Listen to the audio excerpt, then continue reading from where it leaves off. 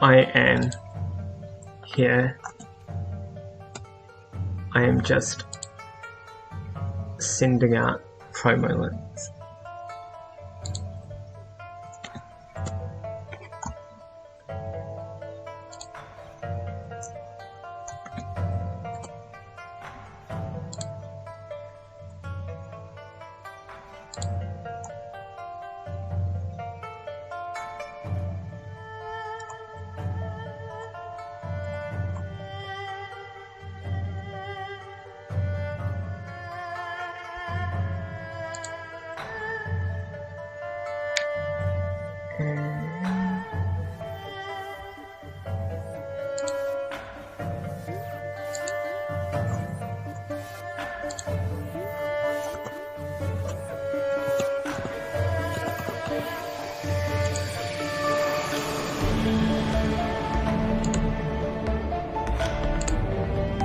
Close that. Close that.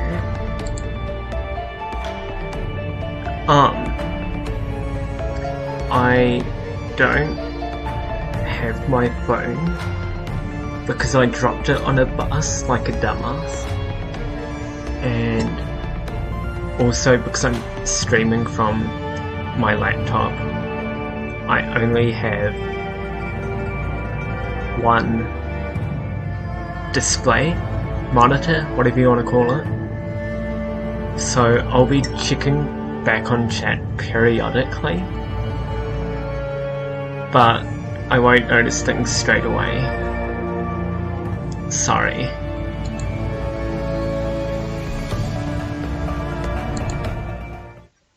Oh. So, recap,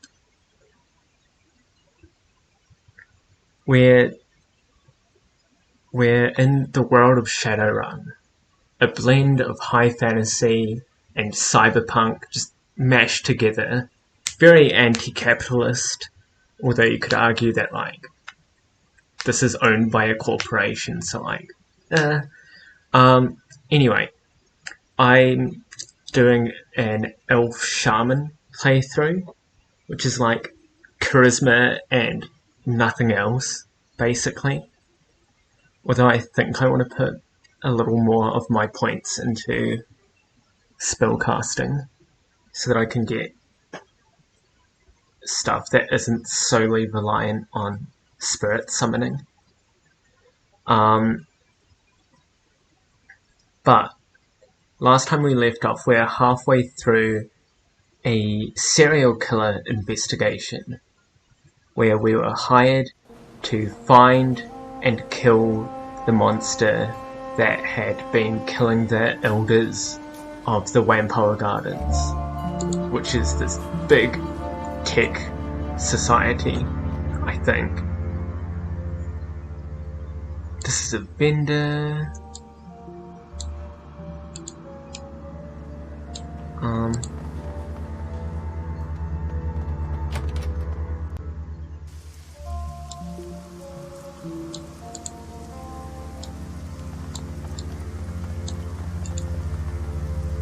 Can I talk to any of y'all?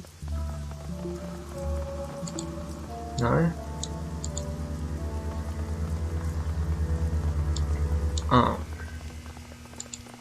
Would it be you that would let me in? No. I know that I need to get into one of the people's houses. What can you tell me about Elder Magpie? The first one who went missing, but supposedly isn't dead. The Wampoan snorts, shrugging his shoulders. That she was a bitch? That I never met anyone as deliberately contrary as her? There's not much to say. Nobody wanted to hang out with Magpie. Even though she was the newest elder, she acted high and mighty around everyone. She'd block deals and argue against Nakamura and Aang just because she could. Why was she so contrary? It was just her nature. She loved fights and gossip. Any chance to cut somebody else down, she'd take it. I guess I always figured she had some deep-seated insecurities and covered it up by attacking other people.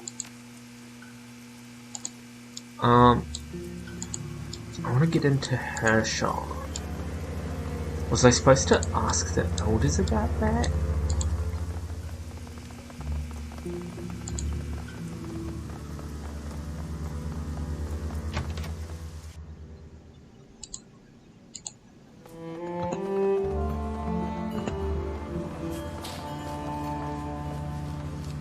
Why did you let the Hong Kong police force into the garden last month? Elder Tang is taken aback by the question. For a long moment, he says nothing. When his composure does return, he speaks deliberately and with great care. We generally don't let the police into the garden, it's true, but in this case we made an exception. The police were very polite and offered to look the other way over some of our deals with the Loho Jaw. I'm probably butchering that pronunciation. The Loho Jaw pirates. They also made it clear that if we refused, they might not only take an interest in our deals with the pirates, they would call in the Special Duties Unit and force their way in. We have repelled the Hong Kong police force before when they've tried to push us around. We could probably drive off the Special Duties Unit as well, but the cost in blood would be too high. She shrugs non-committally. Since they weren't hunting a Wampoan, we saw no reason to refuse their request. Who are they here for? They didn't say, and we didn't ask. The HKPF isn't exactly forthcoming about their business, and we found that the less we know about their interests, the safer the garden is. When you take an interest in the police, they return the favour. As far as I know, they went into the parking garage, there was a gunfight and the police never came out. More showed up a few hours later, looking for their missing officers. We didn't let those in though, we just delivered what was left of the bodies to them. Why didn't you let them in? We were willing to allow the group of four in because they asked politely. When the reinforcements arrived, there were over 30 of them. We couldn't risk the rest of the police setting up camp in our streets. It would have been a circus, and disrupted our lives and business. Why didn't you tell me about Elder Magpie disappearing? Why would we have?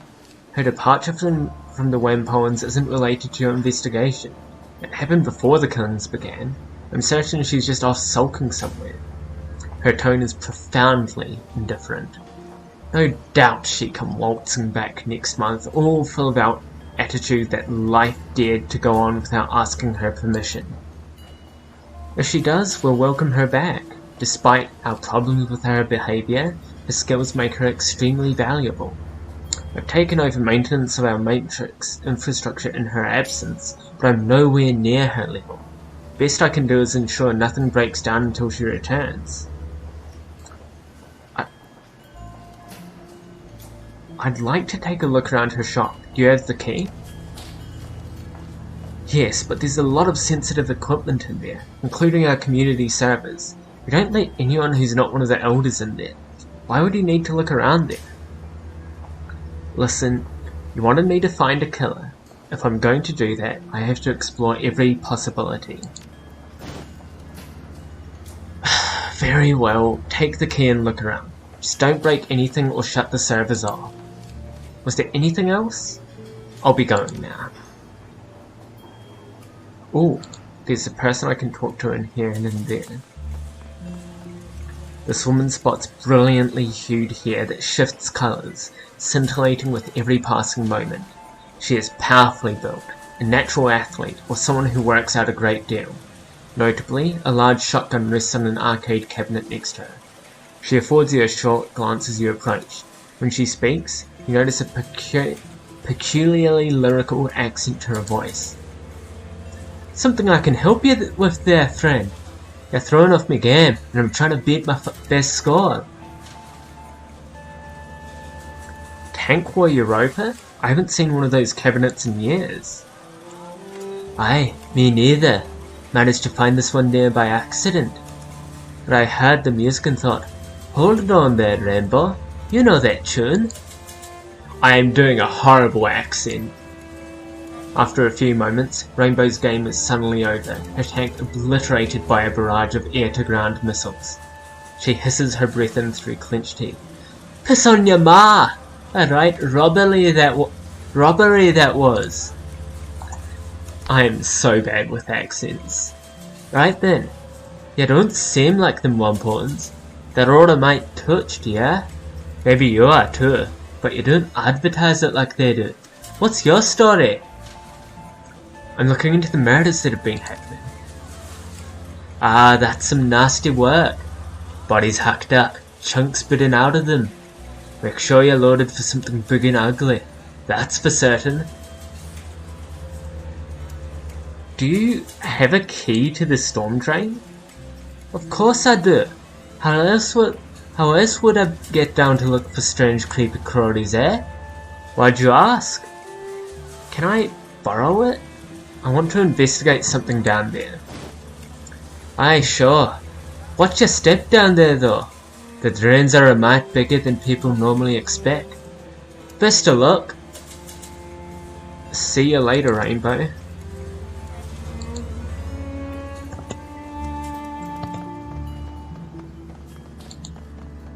Who's this? Welcome, ma'am. Welcome to Quock Atelier, home of the finest clothing in Wampara Garden. I'm the owner, Master Tailor?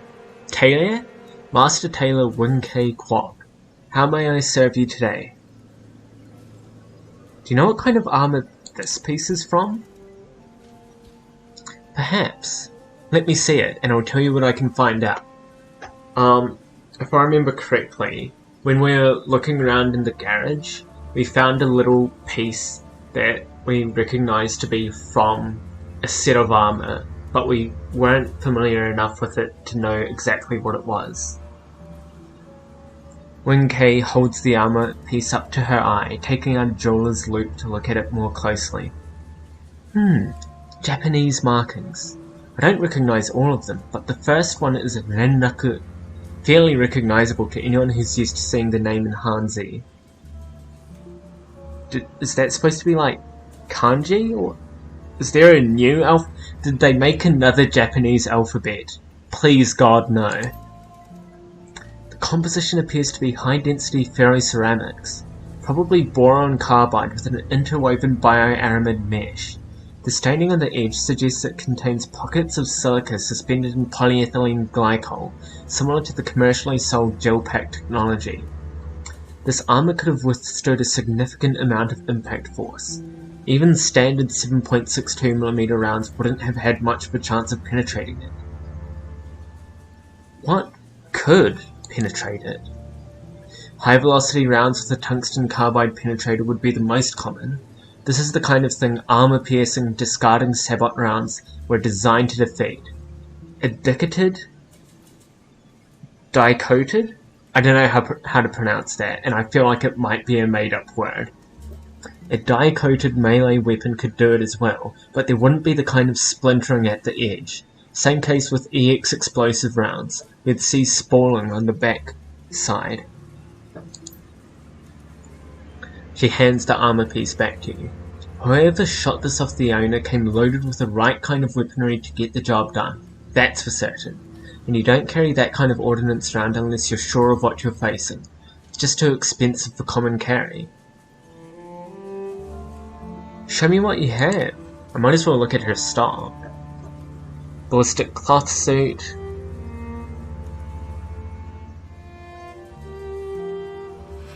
I think I have better armor. I have either better or the same.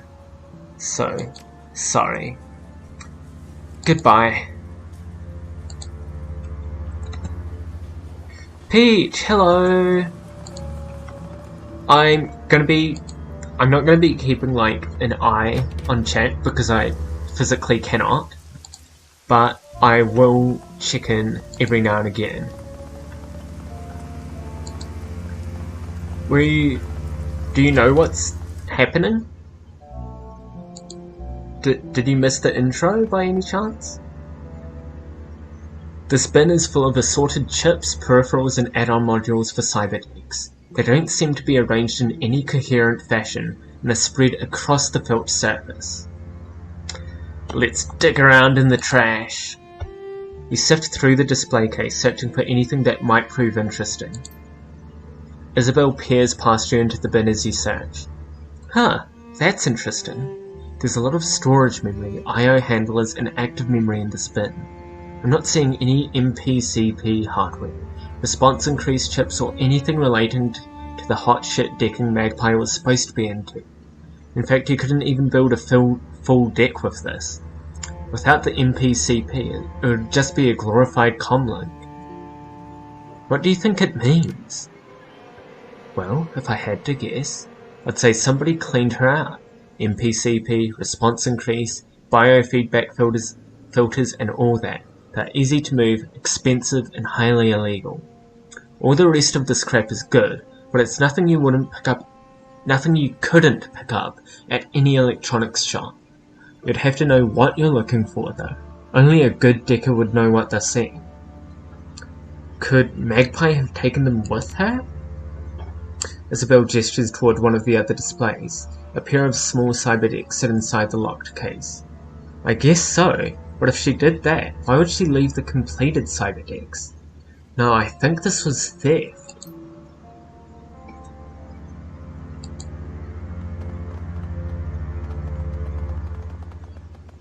The front of the server's case hangs open, the inner machinery quiet and without power. A clipboard is stuck to the side by a piece of duct tape, its papers filled with a long list of programs and their prices. A quick glance over the program sheet reveals names like Bugs and Black Hammer. Undoubtedly, this was Magpie's attack program storage machine. Somebody's removed the drives, and it sure wasn't Magpie. Here, look. Isabel glances at the innards of the open server. Near the back, a solitary red light blinks. The main drives were disconnected properly, but it looks like she modded the server to have a backup drive with its own battery-based power supply. If it was Magpie, she'd have taken that too. Crap. This is a Fuji XB1000, and it looks like the battery power ran out a while ago. The XB1000s are constant write drives. They're dirt cheap and have a ton of capacity, but if they run out of power, they lose their data. We're not going to be able to get anything off the drive.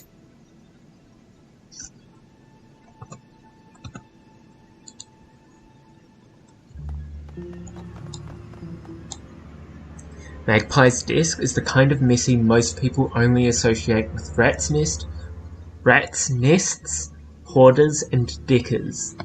The surface of the desk is littered with cigarette butts, half-finished cans of soy cap, and scraps of electronics. A towering pile of empty instant noodle bowls sits next to it. Their sides are blazoned with Honest Wang's instant old-time lamyan. Lamian? I don't know how to pronounce that. And depict a line of top-hat-wearing caterpillars dancing with canes. Sweet mother of God. Duncan recoils, a revolted expression spreading over his face. Deckers, man, I don't get it. Why the hell wouldn't you pick up after yourself if this is where you work? Isabel shrugs indifferently. She's probably busy. When you get in the zone, you have to keep at it. That's just how it goes when you're in the Matrix. She probably had a timer in her deck to remind her to toggle back to meet space and eat. Duncan looks at you, giving you a pointed glare. If I ever have to get in the zone that bad, promise me you'll punch me in the head. This place is gross. Okay, bro. Search the desk. You gingerly root around the desk, doing your best to avoid the more disgusting piles and spills. It isn't easy. The desk's drawers are stuffed to overflowing with receipts, cigarette packs, optical chips, and cables. Most of the contents are boring, useless, and disgusting. While searching one of the bottom drawers, however, a low-quality tin lockbox catches your eye. Someone has pried the latch off, leaving a ragged hole where a lock should be. The interior of the box has several sleeves for storing keycards, all of which are empty. A small note is taped to the interior of the box. Spare stockroom keys. The doors in the rear of Mrs. Yang's restaurant. Do not lose these. Use only if I am not available to open the stockroom. A stockroom, huh? So who broke the lockbox to get the keys out? Probably whoever cleaned out Magpie's equipment. I'm thinking you're right. Whoever tore the latch off this box was in a hurry. Any of the elders could have cracked this maglock without much trouble, and most regular Wampoans could too. This seems like somebody who was tossing the place and wanted to get in and out as fast as possible. If someone was after Magpie's gear, her stockroom would be a gold mine. Search the bathroom. We search Magpie's bathroom. There's not much in here. A toothbrush, toilet paper, some hairpins, and a collection of cheap makeup. Combination bath shower unit, however, has minor flakes of a dry, reddish substance near the drain. Blood. Dried blood. Prying open the drain cover, it looks like quite a bit of it was shed as well. Shit. Maybe Magpie didn't take a trip after all.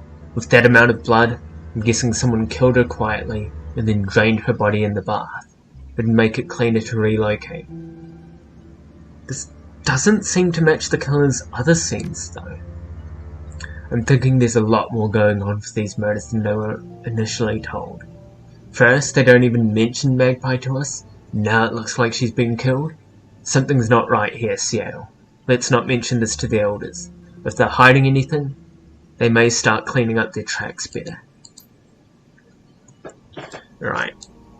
So I'm gonna check out the storm drain, and then we'll see what happens from there.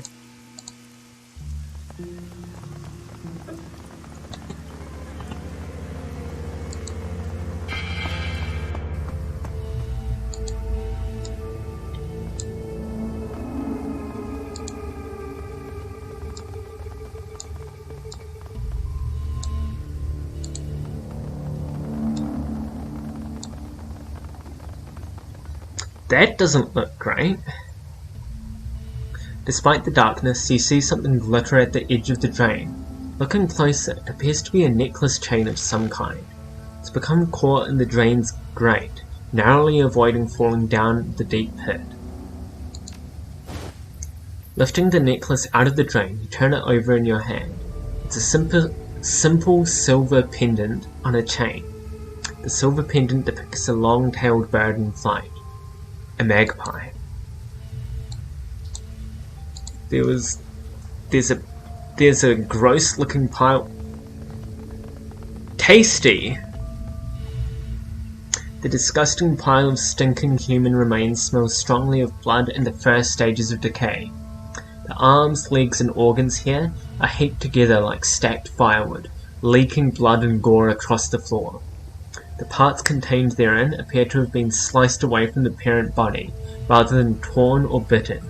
Judging by the clean edges on the cuts, the blade used to sever these parts was extremely sharp. This is a whole world of messed up, Seattle. You think the killer stashed these here? They're stacked. They've been organized. This is our killer, alright. Looking closer at the pile, one part stands out.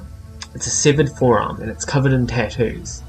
Words in a Slavic language and a shining lighthouse adorn the forearm, and ring-like images are linked on each finger. On the back of the hand there's a skull inside a square. This arm belonged to a Vor. These are criminal tattoos. The lighthouse shows he tried to escape from prison, or planned to. The words say, "All police are dogs." That skull inside a square means he served a prison term for robbery once. What's a Vor? A Vor is a thief. The Vori Vazakone is the name of the organization. Thieves in law.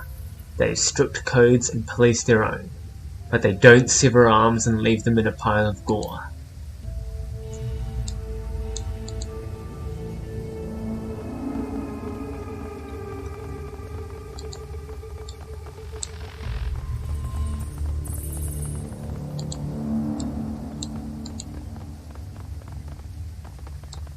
Oh boy. As you round the corner, you hear voices speaking just loudly enough for you to make out coherent sentences. The speakers are definitely not local. They speak with a slight Slavic accent and their clothing is heavily armoured. Around them are a number of crates and boxes, all mostly filled. It looks like the group is packing up.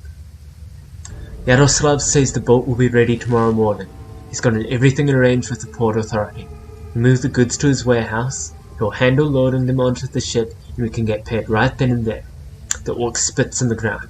I'll be glad to be done with this filthy place. I will too. I hate having to hide in these damn drains.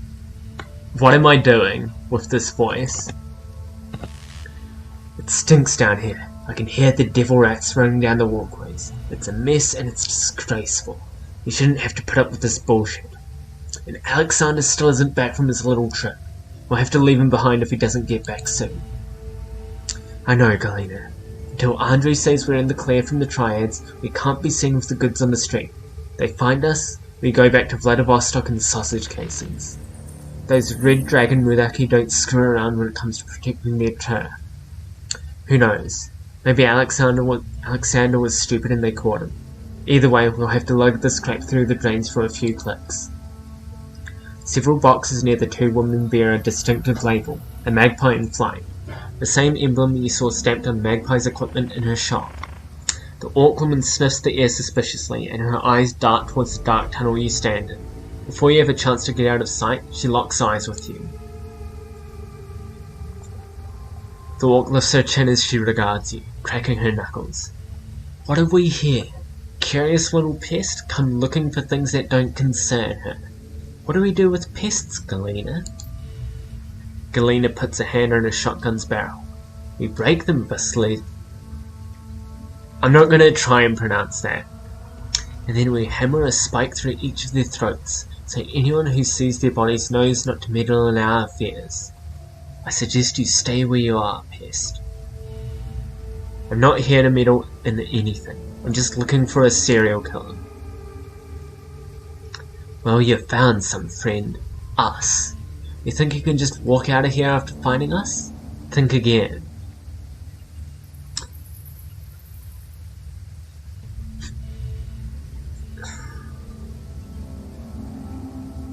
I'm not sure if I should go with Alexander or you're gonna get found. I feel like this one is slightly more compelling considering that they said they were gonna leave Alexander behind, and also if I say that they might think that I did it to Alexander. Look around you. These storm drains act like resonance chambers. The exits on the streets will be like the mouth of a trumpet. They'll care if they hear gunfire on their turf. Galena laughs. You think I'm stupid? You think you can fast-talk me with some stupid... She's right, Galena. You know how sounds can echo through these tunnels. Shit. Galena lowers the shotgun, though her posture remains wary. You don't care about what we're doing? I have a job to do. This is incidental. So what do you want from us then? Is there anything you can tell me about the murders that I might not know? You think we'd get out a lot? I wouldn't have even known there were murders if I hadn't bothered to come out to get some soy calf last week. It's none of our business and isn't our problem, and I like it that way. You took Magpie's keycards, didn't you? Yes, we did. Alexander took one earlier. He said he wanted to sweep the stockroom, see if there was anything worth stealing in it. Here, we don't have time for this. We have to move this gear. You want to play detective? Go right ahead. Pog. I'm gonna leave you all alone. I think, yeah, the stockroom's back around here.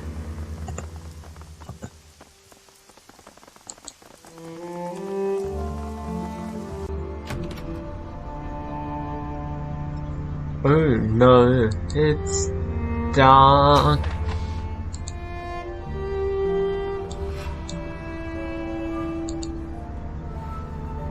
Food?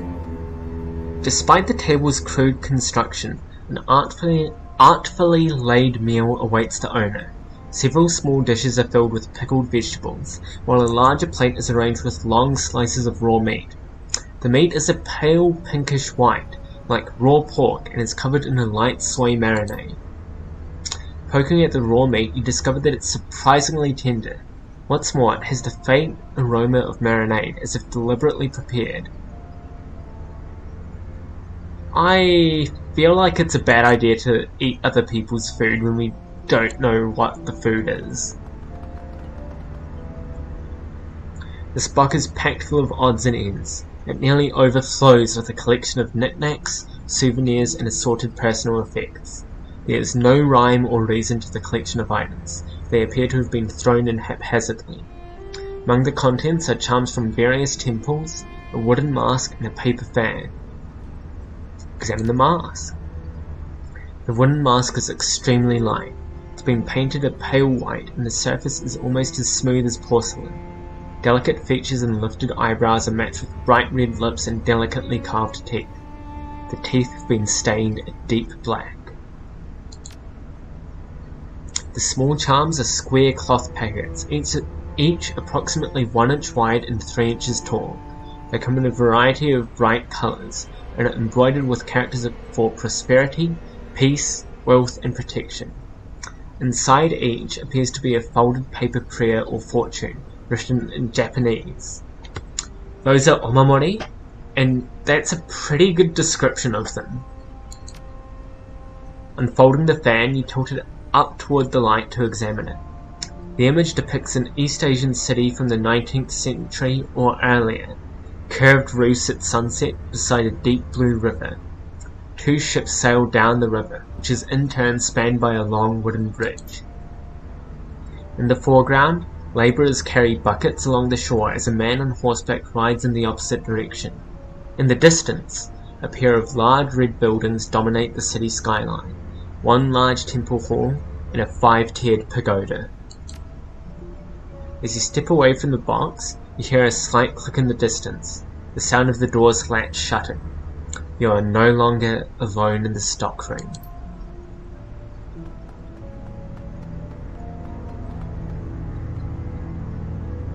Standing before you is a man clad in heavy armor and bearing a katana on his hip. His skin is an ashen grey, his eyes dead white. His teeth are jagged and appear quite sharp. This is no man. This is a ghoul. The ghoul's blind eyes search back and forth as it regards you. It cannot see you, but you have a sense that it knows exactly where you are at all times.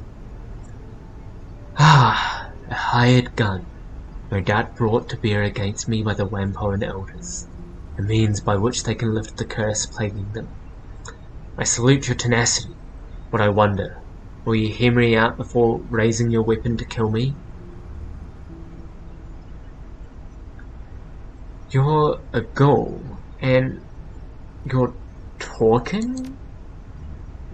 Yes, I am not only talking, I am reasoning as well. And, since you have not attempted to kill me, your own higher faculties are engaged. I am a curiosity to you. The ghoul bares his teeth, breath rasping over them as he inhales. You wish to know not only what I am, but what I have done. As for who, you may call me Gaichu. I know who you are. You're the one killing the Wampoan elders. You are correct. I have killed all of the Wampoan elders to date, though only Elder Magpie was according to my initial plan. I regret the deaths of the other elders, but it was necessary. Explain yourself. This affair began simply enough. As you may surmise, I am not someone who can be seen in public without great risk. Wampoa Garden is an excellent place to hide. No police or triad presence, and minimal interest in things that lurk in the shadows. Unfortunately for me, Elder Aang discovered me through communion with her spirits. Rather than kill me or chase me away, she came to me with a proposition. Aang and the other elders were having problems with one of their number. An elder named Magpie had been holding many of their plans hostage, and would not budge.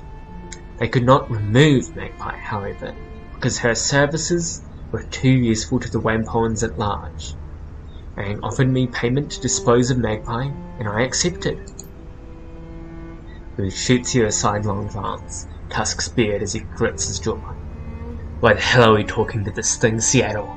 It's a goddamn go, and you know what they're like. Really? What, pray tell, am I like?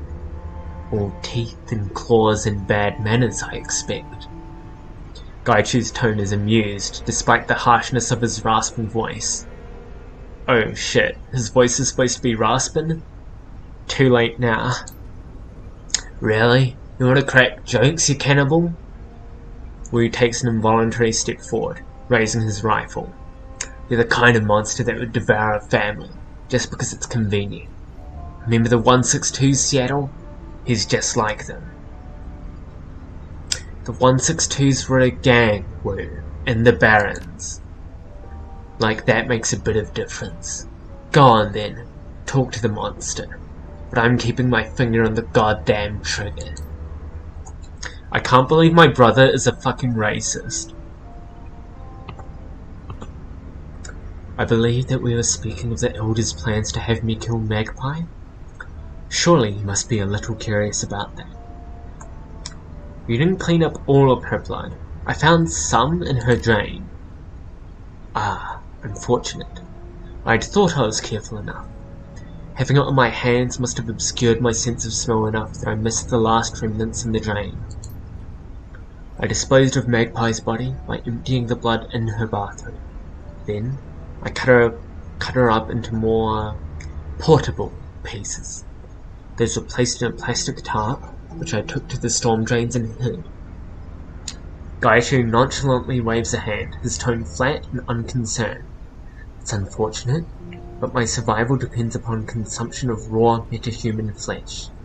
Letting such nourishment go to waste would be a foolish error. But why kill the other elders then? I contacted the elders, not in person, of course, and they arranged to exchange payment. I assumed that since the job was done, Aang would be a woman of her word. Baring his teeth, Gaichu hisses his next words across clenched teeth. I was mistaken. I arrived at the nearby parking garage the elders had told me about. They'd cleared out the other Wampons under some pretense, though I'm not sure what ruse they used. The elders never showed up. Instead, several members of the Hong Kong police force arrived.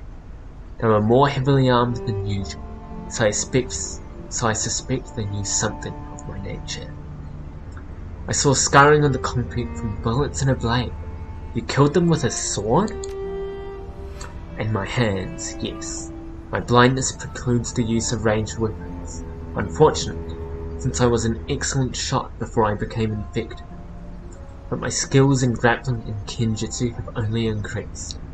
A battle of swords is a clash of souls. Mine was stronger than theirs, and they perish. A betrayal of that sort cannot stand. Not only was I not paid for my time and effort, the Wampoan elders treated me like a common animal, and I am so much more than that. Reputation is everything, and I had none. I'd hoped to build a network of contacts so that I'd be able to continue finding work, but with that treachery, my hopes were dashed. I decided to become the monster that they feared. One by one, I have eliminated them. They know how to contact me, and could have ended their nightmare at any time by making amends. I would have asked for more money, but I would have ceased my hunt. Yet, they did not. Instead, they contacted you, no doubt asking you to eliminate me where the police had failed. So I ask you, what will you do? Will you attempt to finish what the Wampoans started, or will you treat me with the same humanity I have shown you? I've made my decision. Oh, what then will you do? How will this story end? Come and work with me. I can be your face. For context, in the world of Shadowrun, a face is a member of the Shadowrunner's group who talks to contacts and jobs. They're the one that like picks up jobs and picks up payment for the rest of the group. They're usually pretty good with charisma and good at talking. But yeah, come and work with me. I can be your face. A curious offer. And what of the elders? Will you allow me the satisfaction of killing them? I want to see what they have to say first. I would counsel you not to believe their words, but you have the sound of one who is wary as a matter of course. Very well. Sounds like a good plan.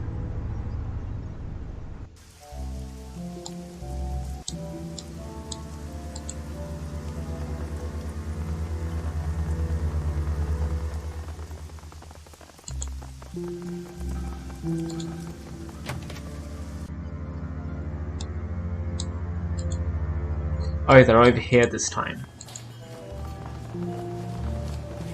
That droid wasn't with them before, was it? Was it? As you approach, Elder Aang's eyes widen, her mouth falls open and the veins on her neck bulge. What are you doing? You brought this thing into our home. Quick, kill it before it kills us. Porter hefts his pistol warily, but does not aim it at anyone. Yeah, I have to say this isn't a good idea. Why the hell is a ghoul in here? Why is it wearing armor? Calm yourselves.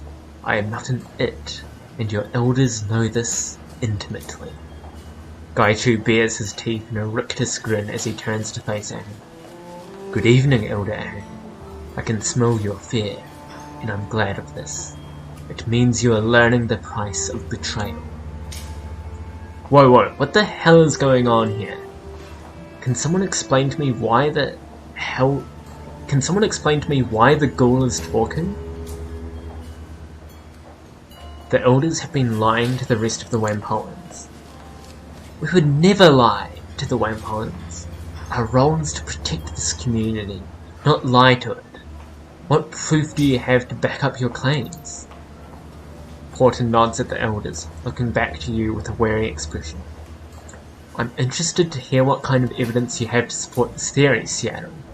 As far as I can tell, this monster killed Tom and the others, and that makes him a threat that should be eliminated. They died because they betrayed Gaichu rather than pay him for the killing of Elder Magpie. You believe this vermin? This creature that feasts on metahuman flesh, that kills and dismembers our tribesmen? You are a naive and foolish woman if that's the case. Aang spits on the ground in front of Gaichu. What proof do you have that Magpie is dead? Aang, please. It matters where an elder is accused of breaking our law. The other elders generally judge them. It matters where all of them have been accused. I am authorized to act as a judge. Make your case, Shadowrunner. There was a large amount of blood in her shower drain. So what? Perhaps she cut herself and washed the cut off. Or perhaps you're mistaken about it being blood. You're simply guessing as to what happened.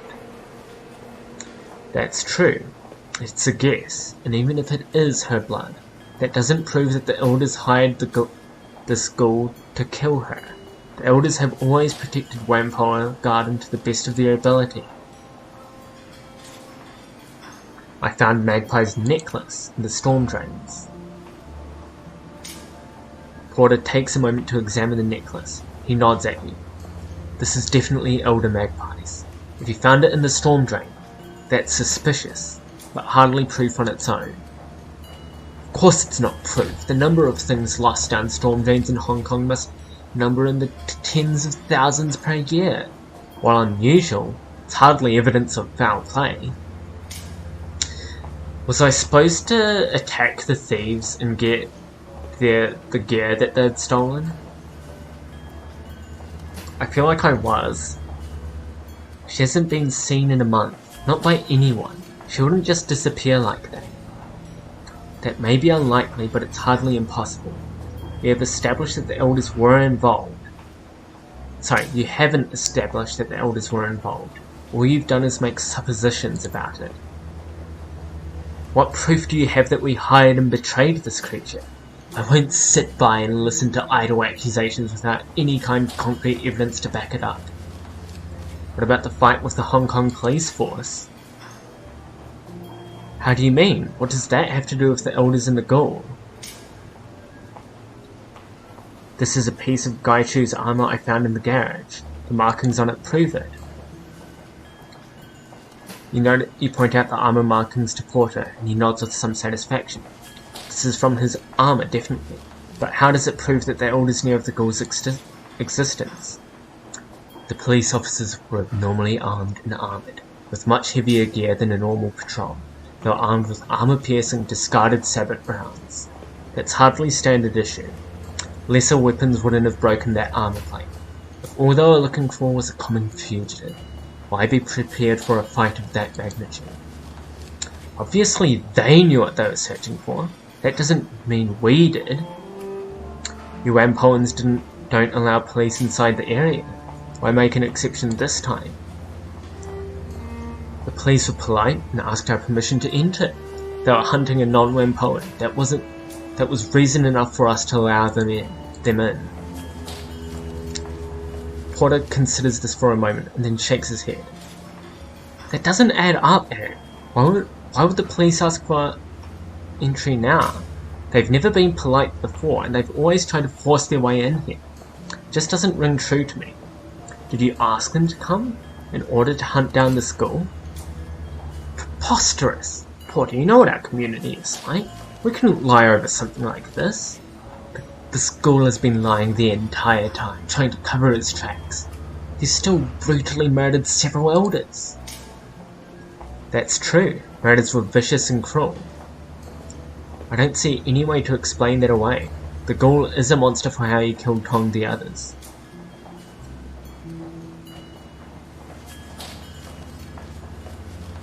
Tong's body was a mess, true, but he died quickly from a sword blow to the neck.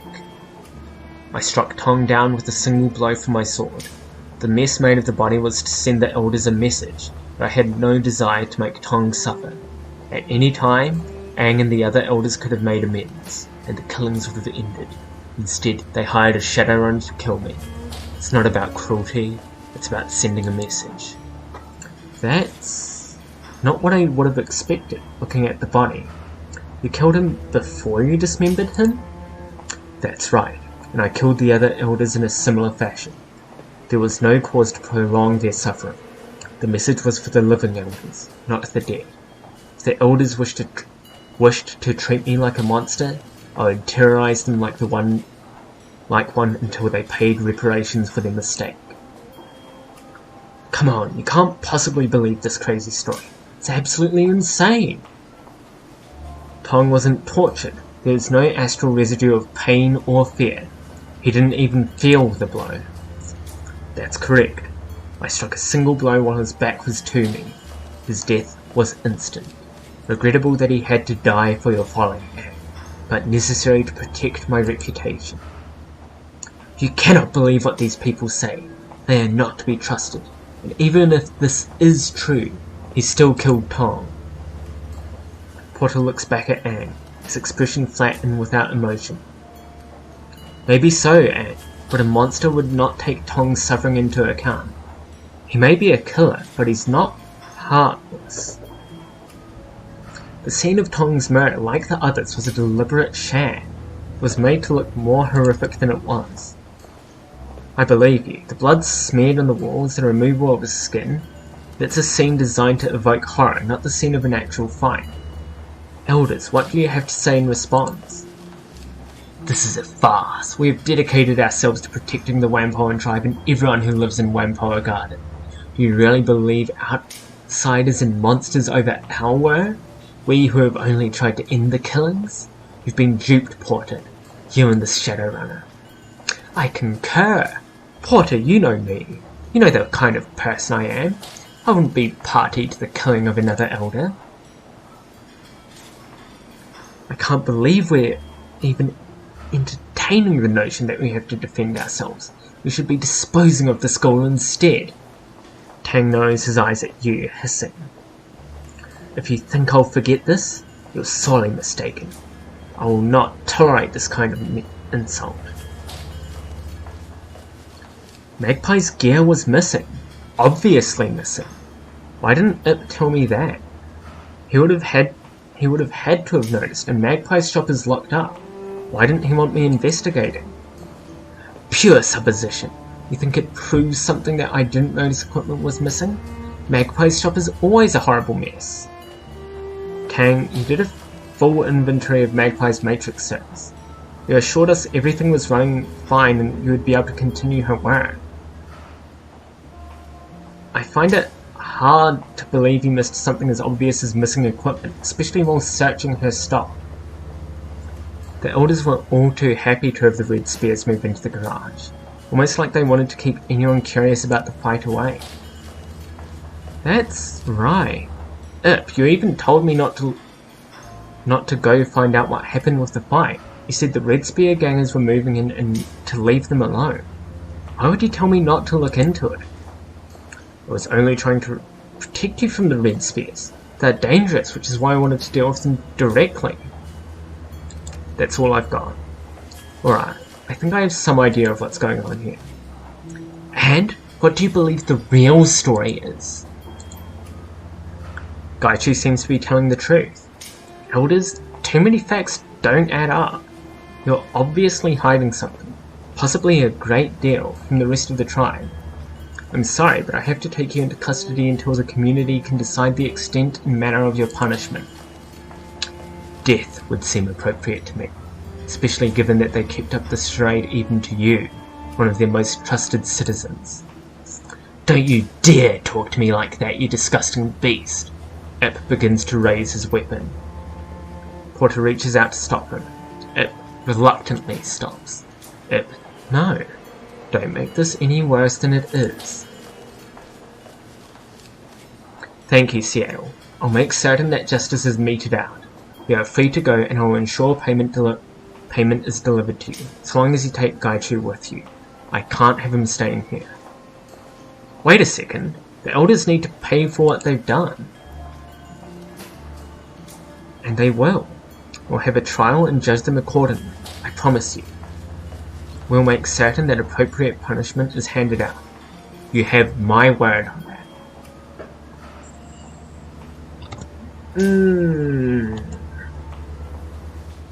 I don't... Gaichu is like fucking ready to go. But... I like Porter too. He's got dad vibes. Good dad vibes.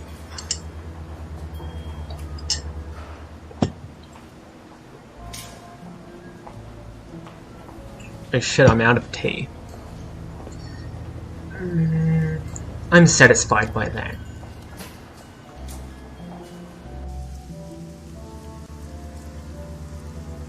As you exit the Whampoa into the sweltering night of the air of the Kowloon streets, Gaichu turns to face you.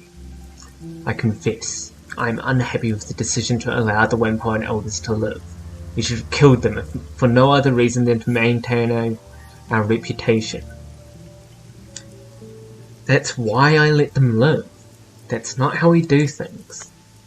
Gaichu bows to you, head held very low. I can accept this. I'm unused to working with Shadowrunners, and assumed you would see things as I do. Hopefully, there is much I can learn from you.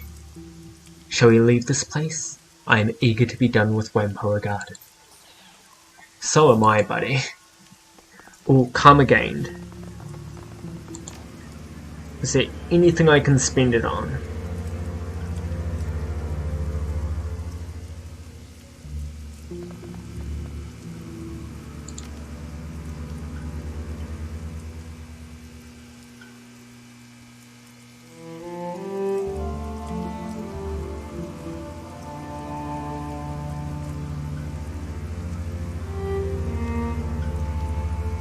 So keycasting isn't going to be any of our jazz, but under charisma, there isn't any real summoning for, any real spell work.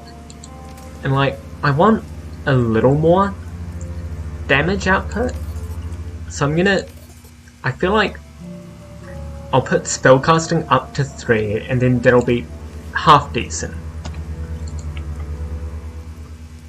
Because it's not our specialization, but it also gives us something to fall back on.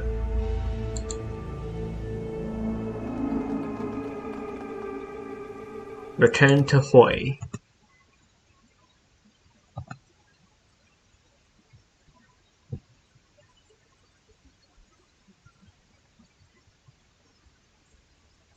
The MTR rockets noiselessly towards Hoi along the edge of Kowloon Bay. The black water glitters in the night with the light of 1,000 reflected storefronts.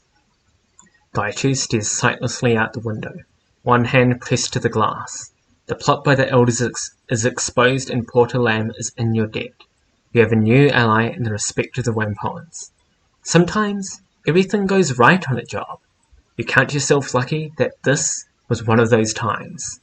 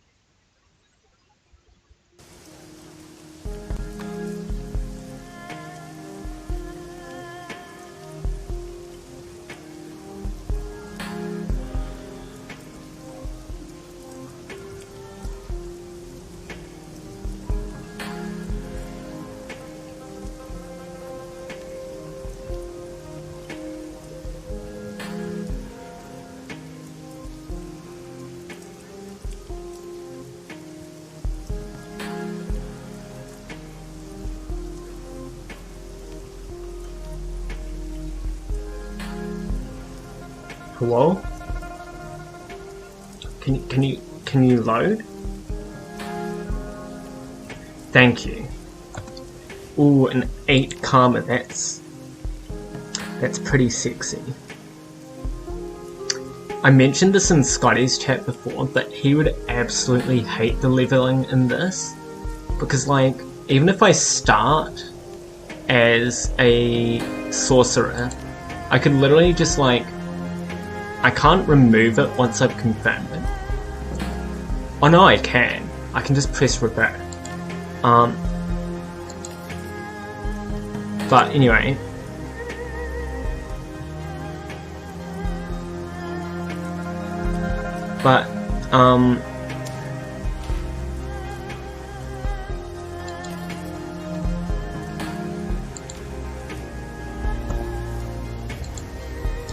But, like, you can literally just put your points into wherever. And we've got Gaichu now, and that gives us, Gaichu gains a defensive ability that adds +2 armor and +1 dodge. Gaichu gains a claw ability. RIP. Does an additional 2 damage and 2 bleeding damage for 2 rounds. That's...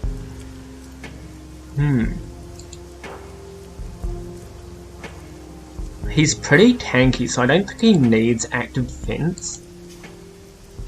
I feel like he's better to be active defense.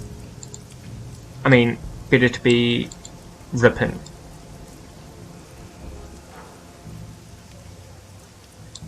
I really want to run the tabletop of this game, but the rules are so much.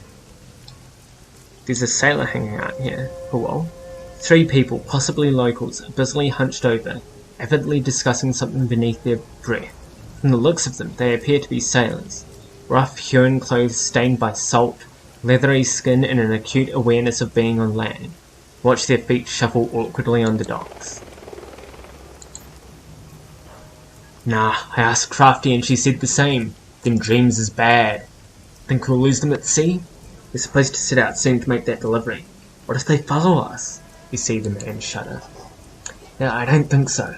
Crafty said these things is just affecting right here for now. The first sailor points to the ground. Soon as we sail, dreams will stop. Hey! The third sailor sees you and taps a friend on the arms. They shoot upright. One examines his fingernails, another coughs loudly and begins to hum, and the last pretends she didn't see you. But when they sense your continued stare, the third speaks up. What are you looking at, Landy? I overheard you talking about the dreams. I've had them too. Seems anyone who comes by these parts is having them. And as soon as they leave, the dreams stop. Right eerie it is. Any leads on why they're happening? We don't know much ourselves. We have only just returned from our last delivery, but the dreams ambushed us fast enough.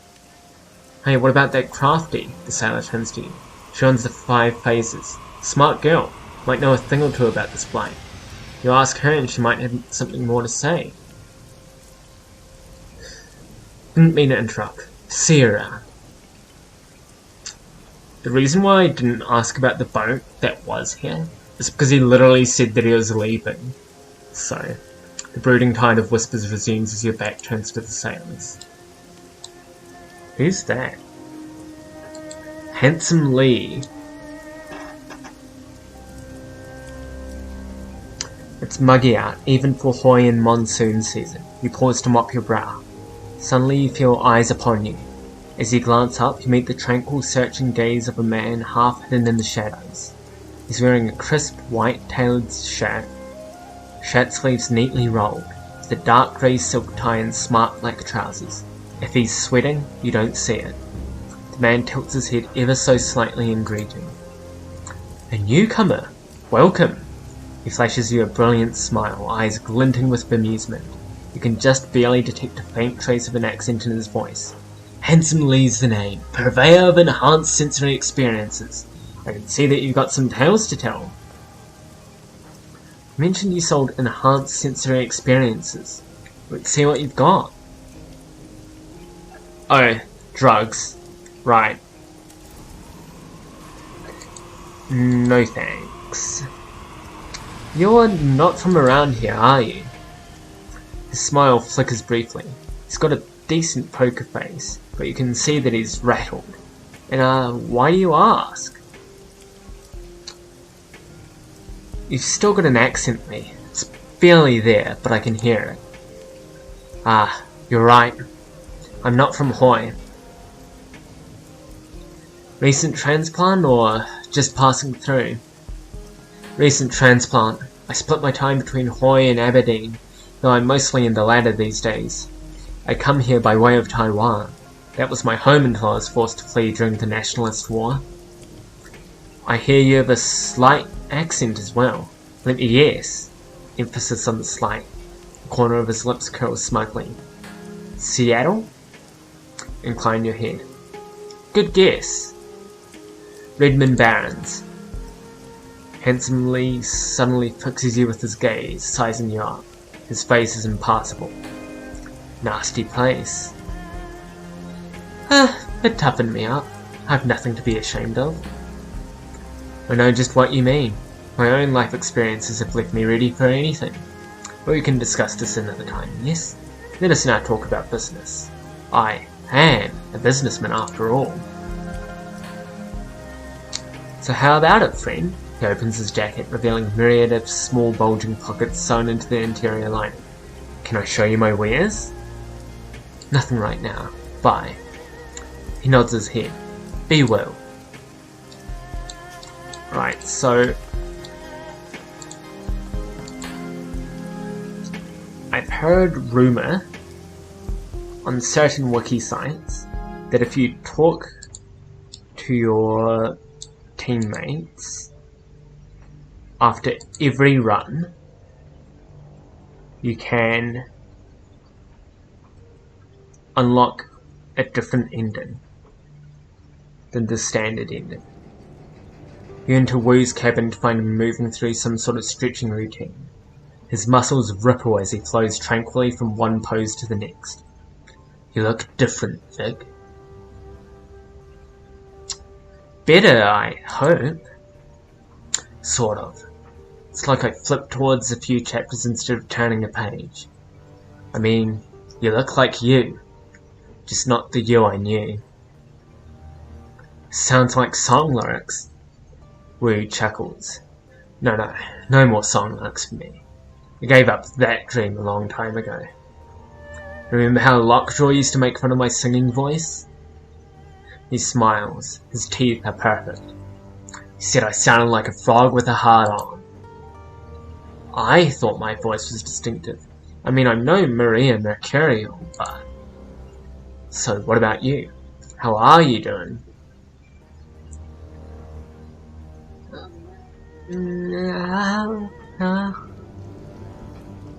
About how you'd expect. Been better. Well, I've got to tell you, you're good at running this crew, but there's something I still don't completely understand. What do you get out of being a Shadowrunner?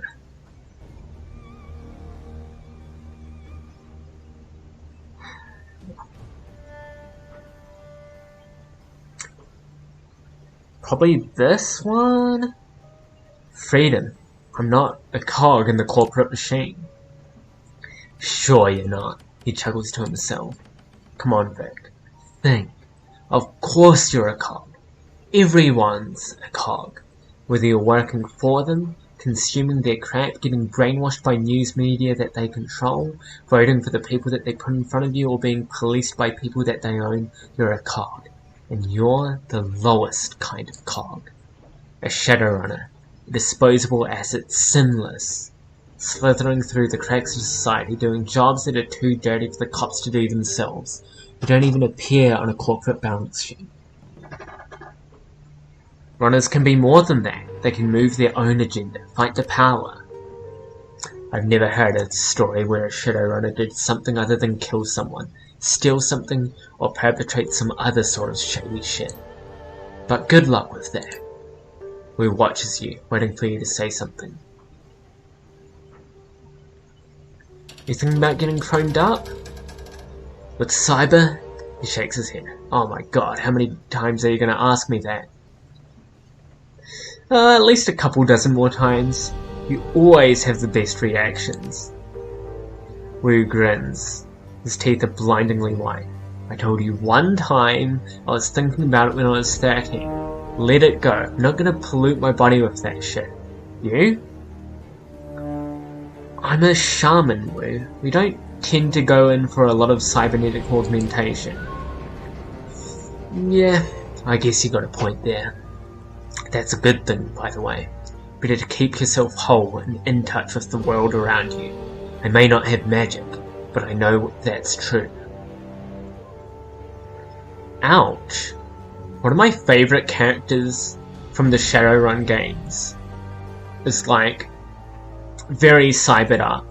She's from Shadowrun Dragonfall, but there's definitely gay undertones with her and the main character. Although they might only be gay because they refuse to play a man. I want to talk about you and me. He rests his eyes on you a moment, his face neutral. Yeah, I guess now's as good a time as any. You start. You're not acting like the Duncan Wu that I grew up with. What made you decide to become a cop? I needed structure. Bad. You know that better than anyone. I was already hardcore when we met. Mr. Ultra-Violence. I'd do anything to get a rise out of the guys I was rolling with. Gouging eyes, inverting knees, curb stomping. That shit got me cheers. I was like a pit fighter, bloodletting for the crowd. And I learned to enjoy it. But I never learned how to block out the memories of their screams when I was lying in bed at night. The guilt started eating me alive. And then I was scared to be alone with my thoughts. So I tried to drown them out with all the things that you drown things out with. I remember that you were pretty messed up when we met. He shakes his head, sadly. Yeah, I was. But I got a lot better when we found a squat together, and even better later when we went to live with Ray. I was still a violent son of a bitch, but basically under control. It was because of you, Seattle. You were the voice of reasons. And the brains. Me? The brains? Don't pretend you weren't the leader. You know how it was. When we ran the streets together, I was the muscle and you called the shots. You pointed and I hit. But later, after Ray got me some counselling, I realised I let you call the shots so that I wouldn't have to.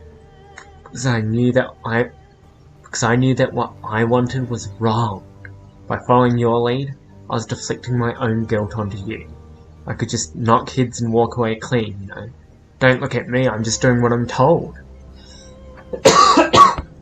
I inhaled some spit. And then you left. Without you there, I knew that I was in serious trouble.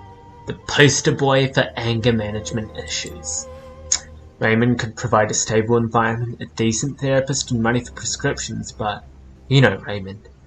He's an egghead engineer with a philanthropic streak, not a drill sergeant. And a drill sergeant was what I needed. I needed structure and discipline in a way that he couldn't offer me. I needed a cage to keep myself in line. So I've found myself a cage made of rules, and procedures, and training. Lone Star. Raymond helped me with my application and provided a decent character reference. I got in, and it helped a lot. Lone Star got me where I needed to be. And now it's all gone, and you're back. Seems like Carter's death hit you pretty hard. We continue stretching. Yeah, she was a good one. We were a real team. Joining Lone Star helped me in all sorts of important ways. No doubt about it. I really embraced being a cop. I studied my ass off. But no matter how hard I worked, I was never more than a model cop with a brutal streak. There were plenty of assignments that were perfect for a big mean orc like me. Assignments that would have fed my need to hurt people. But I met Carter about a year in, and she changed things. She talked about values and goals and priorities and constructing the life that you want to live. She was a real trip. Sounds like a good woman. She was a cop, a partner, a mentor, and a serious badass when she needed to be. But yeah, she was a good person too. She kept me focused. When Raymond asked me to meet him in Hong Kong, I had a feeling I was going to wind up going off the reservation if I didn't bring Carter along. And now she's gone, and here I am.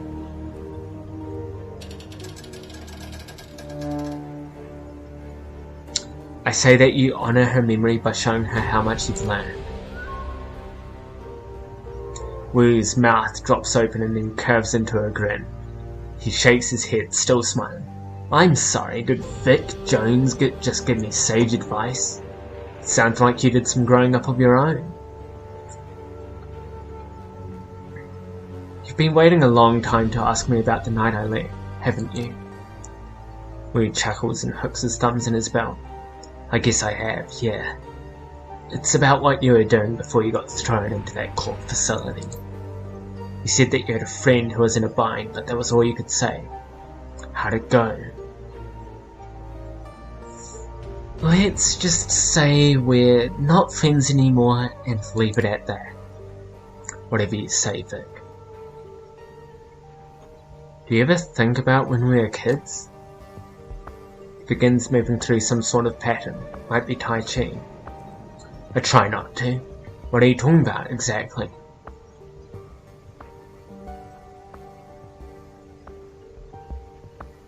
The squad in the Barrens? On Larry Way? That least of all. We're not exactly talking about an idyllic youth here, Vic. Still, it was better than being on the streets. Sleeping in dumpsters, running from ghouls, fighting over scraps, and defending your territory. If we hadn't found that place on Larry, found Lockshaw and Doubletree, we probably wouldn't be here. Why were you thinking about back then? Just thinking about that thing DT used to say. where he returns to his patterns and manipulates an imaginary soap bubble between his hands. Improvise, adapt, overcome. That's how you beat the street. I remember. Damn, DT was a fucking Bear Grylls fan? I remember Double Tray saying that. It was while we were living between the red hot nukes and the 162s. Crazy ass dwarf anarchists on one side and flesh eating ghouls on the other. Those are the days that you long for?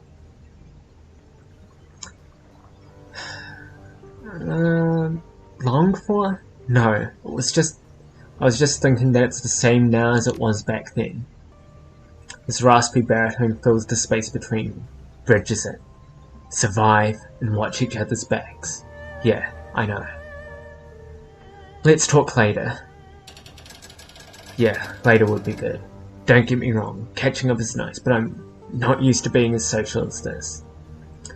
That's one of the reasons why it was so nice to work under Carter. We both appreciated long silences. Sorry, man. She seemed like good people. It's all good. She's gone, and I've accepted that. I guess it's just been a big day, so... Anyway, good talk. I'll catch up with you later.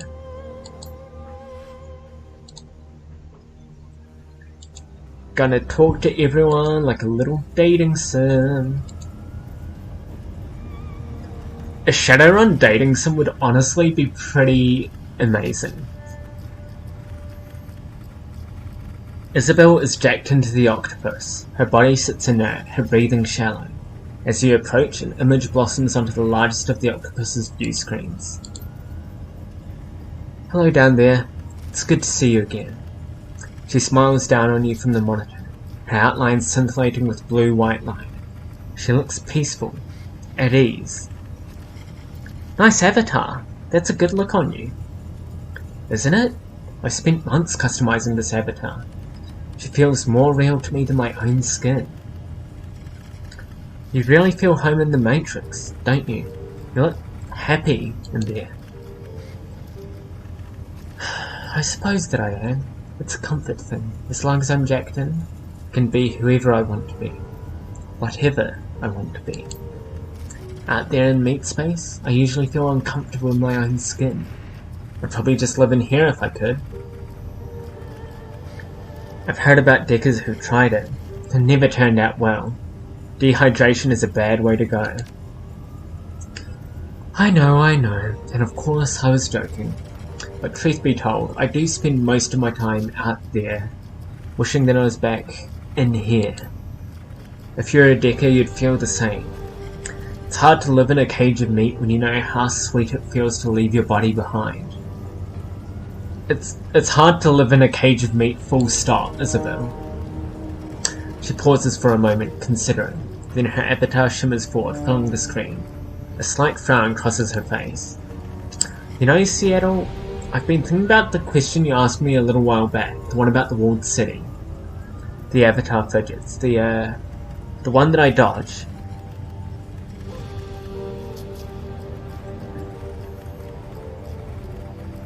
It didn't feel like a dodge to me. Beside the whole game of questions thing was your idea in the first place.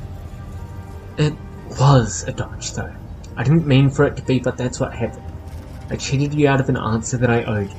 For what it's worth, I wasn't trying to do that. It's just that talking about the walled city is problematic for me.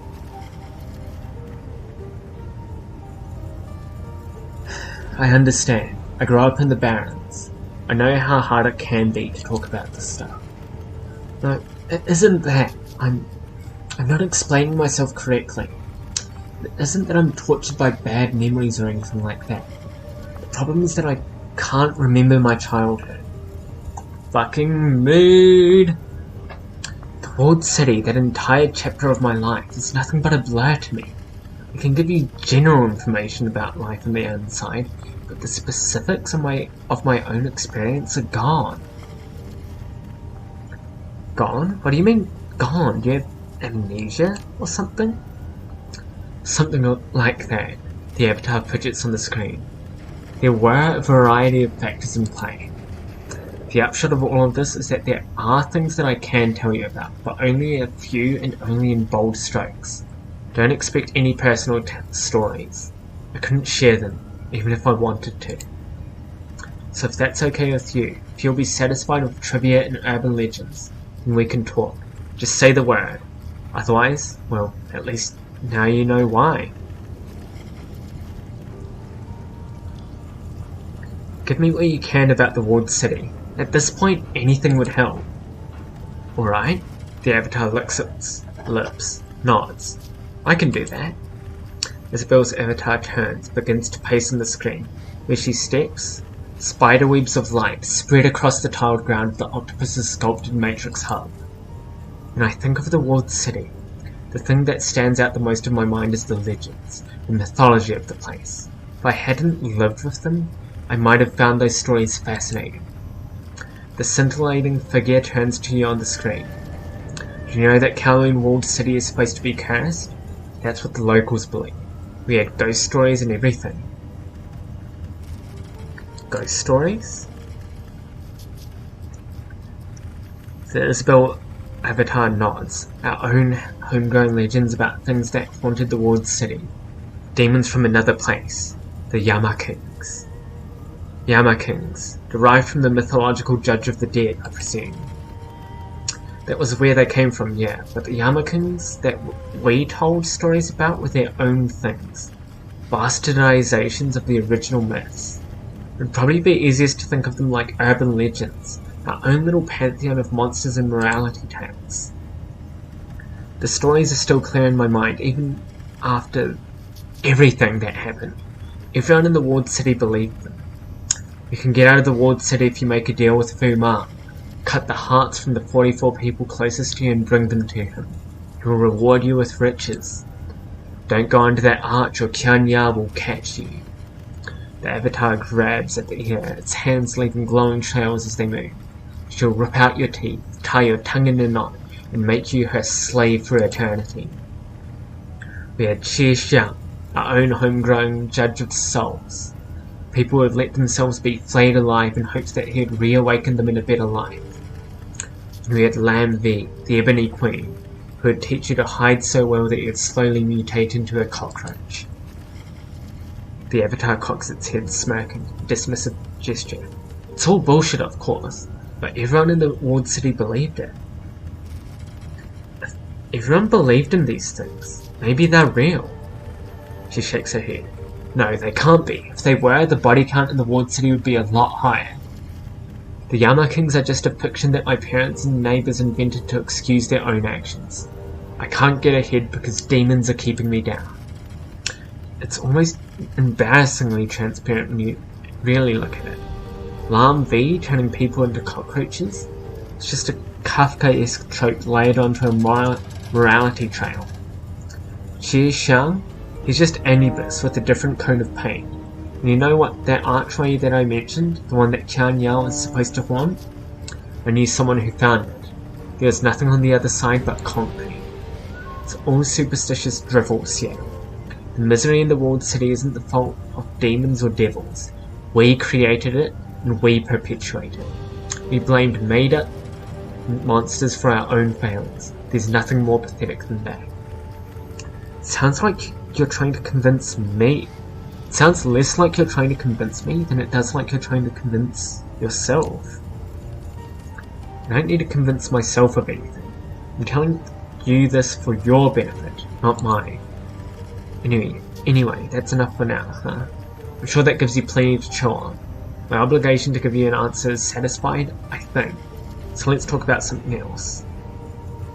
How did you lose your childhood memories? The Isabel avatar frowns. I'd rather not go into it, it's personal.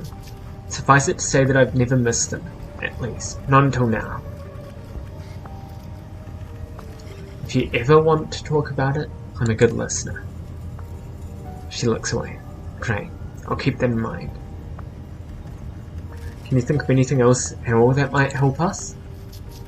I don't know, maybe. I'll put some thought into it. The avatar pauses, turns away. After a moment, Isabel's voice pours through the Tridio's speakers. On second thought, maybe I do have an idea. Are you open to taking on more work? Of course. Kindly kindly sending me new job offers all the time. This wouldn't be work for Auntie Ching. Think of it as a side gig that you'd be doing for me. I think I've got a line on some software that could help us. I can't get to it on my own though. It's a 2-person job at least. What kind of software? It's kind of hard to explain. It would be easier for me to just show you, but trust me, it'll help. I have the run all planned out already. I've done the legwork, I know the location, I know the target. Just say the word and I'll send everything I have to your mission computer. You can look it over, weigh it, and decide what you want to do. Alright, deal. Send the file. The Isabel avatar closes its eyes for a moment, then opens them with a smile. Done. You'll find the pertinent documents waiting in your inbox. If you decide to accept the mission, just check the box in the message documentation and it will ping my comlink automatically. Alright, can't wait to find out what this is all about. I'm sure that the briefing I sent you will satisfy your curiosity. Trust me, Seattle, this is a good job with a solid plan behind it. You'll see as soon as you've read it. And speaking of which, you should go do that now. Say no more, I'll go check it out. Fantastic, I can't wait to hear what you think.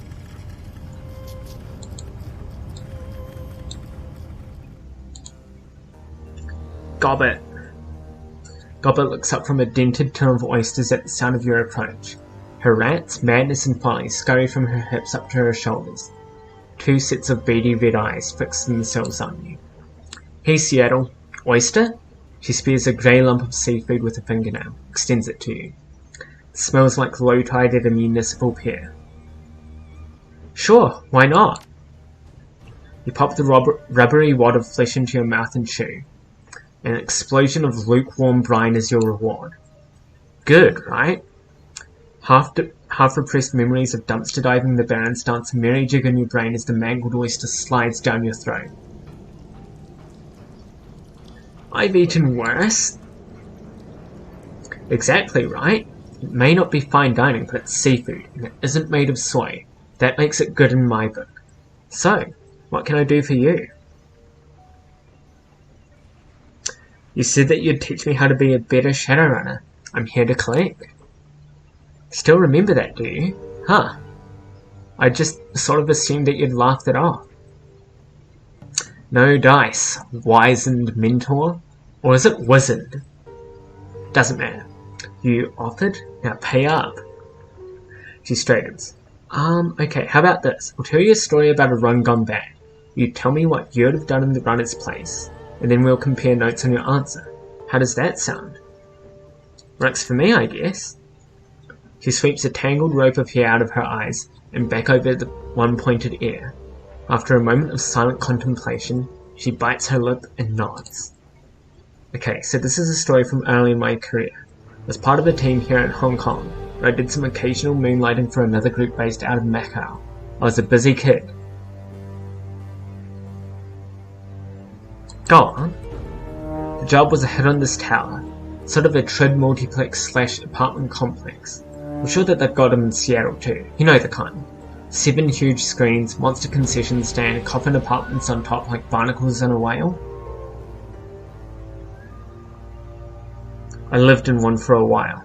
Every time they showed an action movie, the walls would shake. Yeah, that'll happen. Our client wanted us to break into one of the apartments. The story was that an ex of hers, a guy named Boggs, lived there. She'd been cooped up with him until about a week prior, when things went sour in a big way. She wanted us to get back some things that Boggs kept when he kicked her out. Scare the shit out of him, bloody him up a bit, make it look like a robbery. You know the drill. I pulled a few jobs like that myself back when I lived in the Barrens. It was a pretty bush league gig, but the pay was decent enough, not the sort of thing you'd turn down. So anyway, siblings, that was our group leader, had a plan. We knew that we had to go in quiet because the Metroplex had a panic system wired directly to the Hong Kong police force. If we had gone in shooting, we'd have been drowning in cops within 10 minutes. Sib thought that we could maybe take advantage of the apartment's terrible soundproofing and kick in Boggs' door when the movie got loud. We'd camp out near his doorway, wait for the ceiling to start raining plaster, and smash our way in with his neighbours none the wiser. This sounds kind of familiar. Yeah, it's pretty close to what John Wilkes Booth did when he assassinated Lincoln. Sib was an amateur historian. He used to bore the rest of us to tears, but I guess that it could occasionally come in handy. So we waited in the hall just like siblings planned. We had a guy on the elevator, another at the stairs. I was waiting by the floor's communal kitchen. Sib took up a position by the door. She had these cyberlegs that she'd dumped a ton of new yen into. Hydraulic jacks, strength enhancement, the wags. Girl could probably leg press a dump truck. Come to think of it, most of her plans involved kicking things. There's something a little sad about that. Focus, got it. Right, the story, right. So I heard a boom from downstairs, felt the walls shake with reverb. Sib whirled back and gave the door a massive kick, just as she'd planned. From where I was standing, I couldn't really see what happened next. I could hear a massive crack as her boot slammed into Duroplast. The door flew off its hinges. Exploded off might be a more accurate phrase. A second later we heard an ungodly crash. There was a moment of silence. Then Sib let out this little gasp. The apartment was in shambles. It looked like a hurricane had hit it. Everything was trashed. Everything but the door, which was miraculously still in one piece. Remember that this was a coffin apartment. It wasn't much wider than the door to begin with. And Boggs, well, what was left of him was under the door too. Well, you got the rough him up part, right? Yeah, unfortunately he wound up a lot rougher than he was supposed to be. That door really did a number on him. Ribs sticking out of the skin, that kind of thing. It was a bloody mess. So yeah, Boggs was dead, the stuff that we'd been sent to the apartment to recover had been smashed to bits, and then the building alarm went off. So yeah, that's the situation. Our payday is smashed, my temporary teammates are all standing around with stupid looks on their faces. The cops are coming. I'm standing by the kitchen.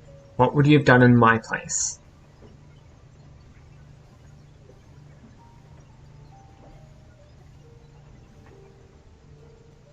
Damage control. I'd have looked for blackmail, but she said that most of the shit was destroyed.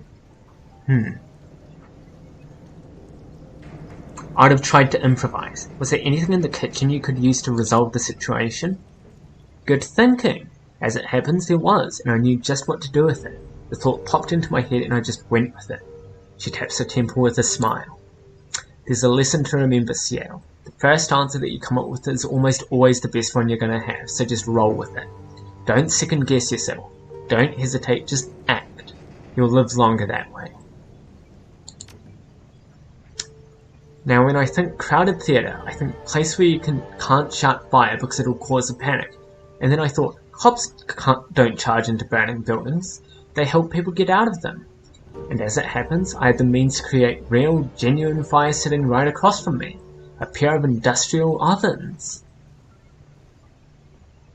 Gobbet, I don't think that I can imagine an idea much worse than that. No? Well then the joke is on you, because I carried it out fantastically. I opened the gas vents wide, set the range on a timer, and motored back into the hallway. The others had started arguing amongst themselves. I told them to snap out of it and follow me down into the lobby. We have to clear the hallway before an errant spark takes the whole floor out, I said. Sounded pretty reasonable to me. Unfortunately, the rest of the group wouldn't listen. Sib and the rest of the team were too busy arguing about the relative merits of her let's kick things really hard and see what happens tactical system to want anything to do with me.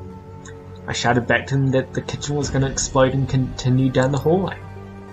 Just like I planned, I got it out of that one in one piece.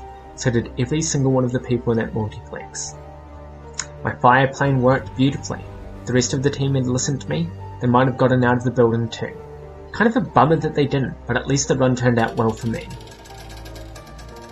How? Well, I couldn't collect any pay because the run had been a disaster, but after the explosion I got to ride in the front of the fire truck, and they gave me cookies and a blanket. I wound up dating one of those firemen a few weeks later. All things considered, it could have gone a lot worse. Weren't you like 15? If this was early in your career? Gobbet claps her hands together and rubs them, a satisfied look on her face.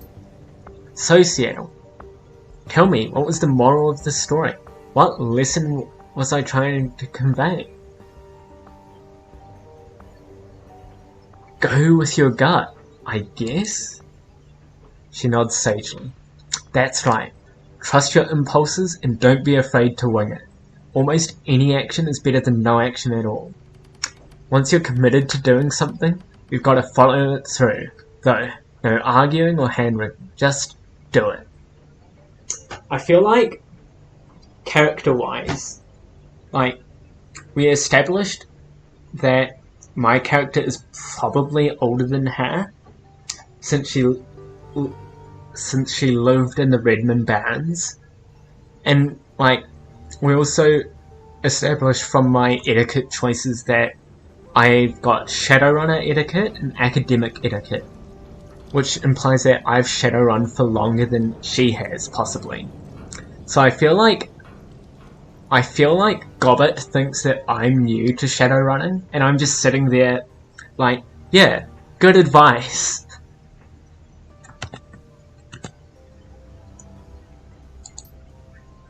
If you get caught up in your own head, agonizing over past mistakes, well, don't be surprised if you wind up dead. A kitchen fire can take you down as easily as a cop's bullet if you stand around and let it. Are you certain that Sibilance and the rest of the Macau team are dead? She shrugs. They weren't with me when I got evacuated with the rest of the moviegoers. I never saw them leave the building, and I haven't heard from them since. I guess it's possible that somebody made it, but I don't really run in those circles anymore. Odds are good that if anyone from the Macau team did survive, they'll have died off by now from sheer incompetence. Shadowrunning is an unforgiving business. You don't get to make too many mistakes. Did any of the stuff in that story actually happen, or did you just make it up for my benefit? Seattle, I'm hurt. It all went down exactly like I said it did. She pauses. Well, except for a couple of embellishments here and there, but they make it a better story. Artistic license and all that. Gobbet leans back and stifles a yawn. Madness and folly dart up her left shoulder and lock their beady eyes on you. Hate to break it to you, kiddo, but I'm beat. It's been a long day. Lesson's over for now. We'll pick it back up next time. Watch who you're calling kiddo. I'm older than you are.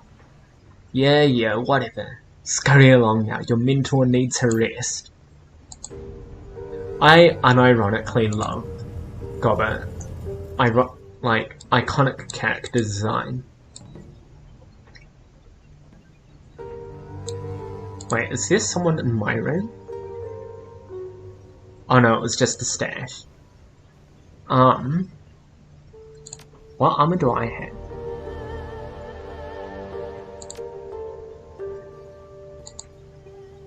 Wait, wasn't there spells that I could equip?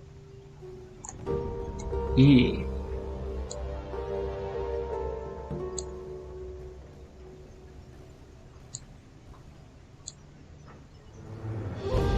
Nice. Healing, that'll be handy. Strip armor, mana ball, or aim. I feel like aim is the best out of all of these. And these armors aren't exactly great. I'm gonna go downstairs to talk to the boys. I think Gaichu's taken up residence in the back room. Yeah. The storage room that functions as Gaichu's cabin is a cramped, overheated mess. Piles of old ship parts share space with tarnished cookware, flats of instant noodles, a collection of cast-off clothes, and reams of diagnostic manuals of obsolete computer hardware. To top it all off, there's barely any light whatsoever. All of the bulbs in this room are missing. It sounds like my room in my flat. That's a joke, but it's not far off, to be honest. Gaichu is busily moving boxes around, apparently in an effort to carve out some personal space amid the junk that he shares with his cabin. As you enter, he cocks his head and turns around. Welcome to the sanctuary, Seattle. I apologize for the lack of light, but as I did not need it, Gobbet took the bulbs for use elsewhere. How can I be of assistance? I just wanted to see how you're settling in. I am among those who can make use of my services and who are not attempting to claim the bounty on my head. Is that enough? Is that not enough for now? I need to talk about your condition, being a ghoul. As you wish. You are my benefactor, and as such I yield to you. Ask then. I will do my best to answer. Aside from being blind, how has it affected you? Aside from my heightened senses of smell and hearing, I am stronger, tougher, and more resilient than any mundane human. I can achieve feats of physicality that are normally restricted to adepts and those with extensive enhancements. Gaichu lifts one hand, fingers crooked to show off his elongated nails. Claws, really. These as well, as sharp as any small knife. I prefer my sword, but in a grapple they come in extremely handy. He draws one nail over the surface of his shoulder blades. A hair-fine spiral of armor peels off in the nail's wake. Do you still need to sleep? Gaichu chuckles, his laughter rasping out over his lips. Unfortunately, I do. I am not an undead creature of legend. If I manage to unlock the secret of rest without sleep, I'll be certain to inform you. It seems like your condition has stabilized. For now, it has. I will not suddenly become a ravenous beast lurking in the hold of your ship. At least, not more so than I already am. Why did you pick the name Gaishu anyway? It was given to me. This is what the Japanese call ghouls, for the most part. I am a vermin, a thing shunned by polite society, to be hunted and slain for a bounty. My old life is gone. It seemed as apt a name for the streets as any other that I could choose. I like that attitude. It turns the tables of power. Gaichu dips his head in agreement. One does not defeat the enemy solely by strength of arms. One must turn one's own weaknesses into strengths. It is an old and valuable lesson, too often forgotten. Your armor is heavier than what most Shadowrunners wear, and more distinctive, too. Gaichu nods. It is the armor worn by the elite soldiers of the Renraku corporate military, the Red Samurai. Those are the Renraku special forces, aren't they? Correct. The most elite soldiers that the corporation can muster, trained to the highest and most exacting level possible. They are assigned only the most dangerous, difficult, and important missions, things other units would balk at even discussing. Aren't they going to come looking for your armor? Of course they are, but not for the reasons that you assume. What do you mean? I mean to say that they'll come looking for me because I was bound by duty to commit seppuku rather than flee. Obviously, I have failed in my duty, and that is a grave insult and embarrassment to the team. You don't strike me as a corporate soldier. Circumstances change, and with them, perspective. I was a member of the Renraku military for my entire adult life, until my current affliction anyway. Hence, I still possess my armor, my sword, my training. They have served me well in both my previous life, and in this life, and in this one. Did you grow up in a corporation?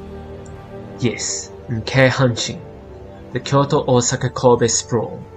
It is less populated than Neo-Tokyo, but not by much. I grew up in East Kobe, where my father was posted in the Renraku complex. Switching between Japanese and English very quickly is not fun.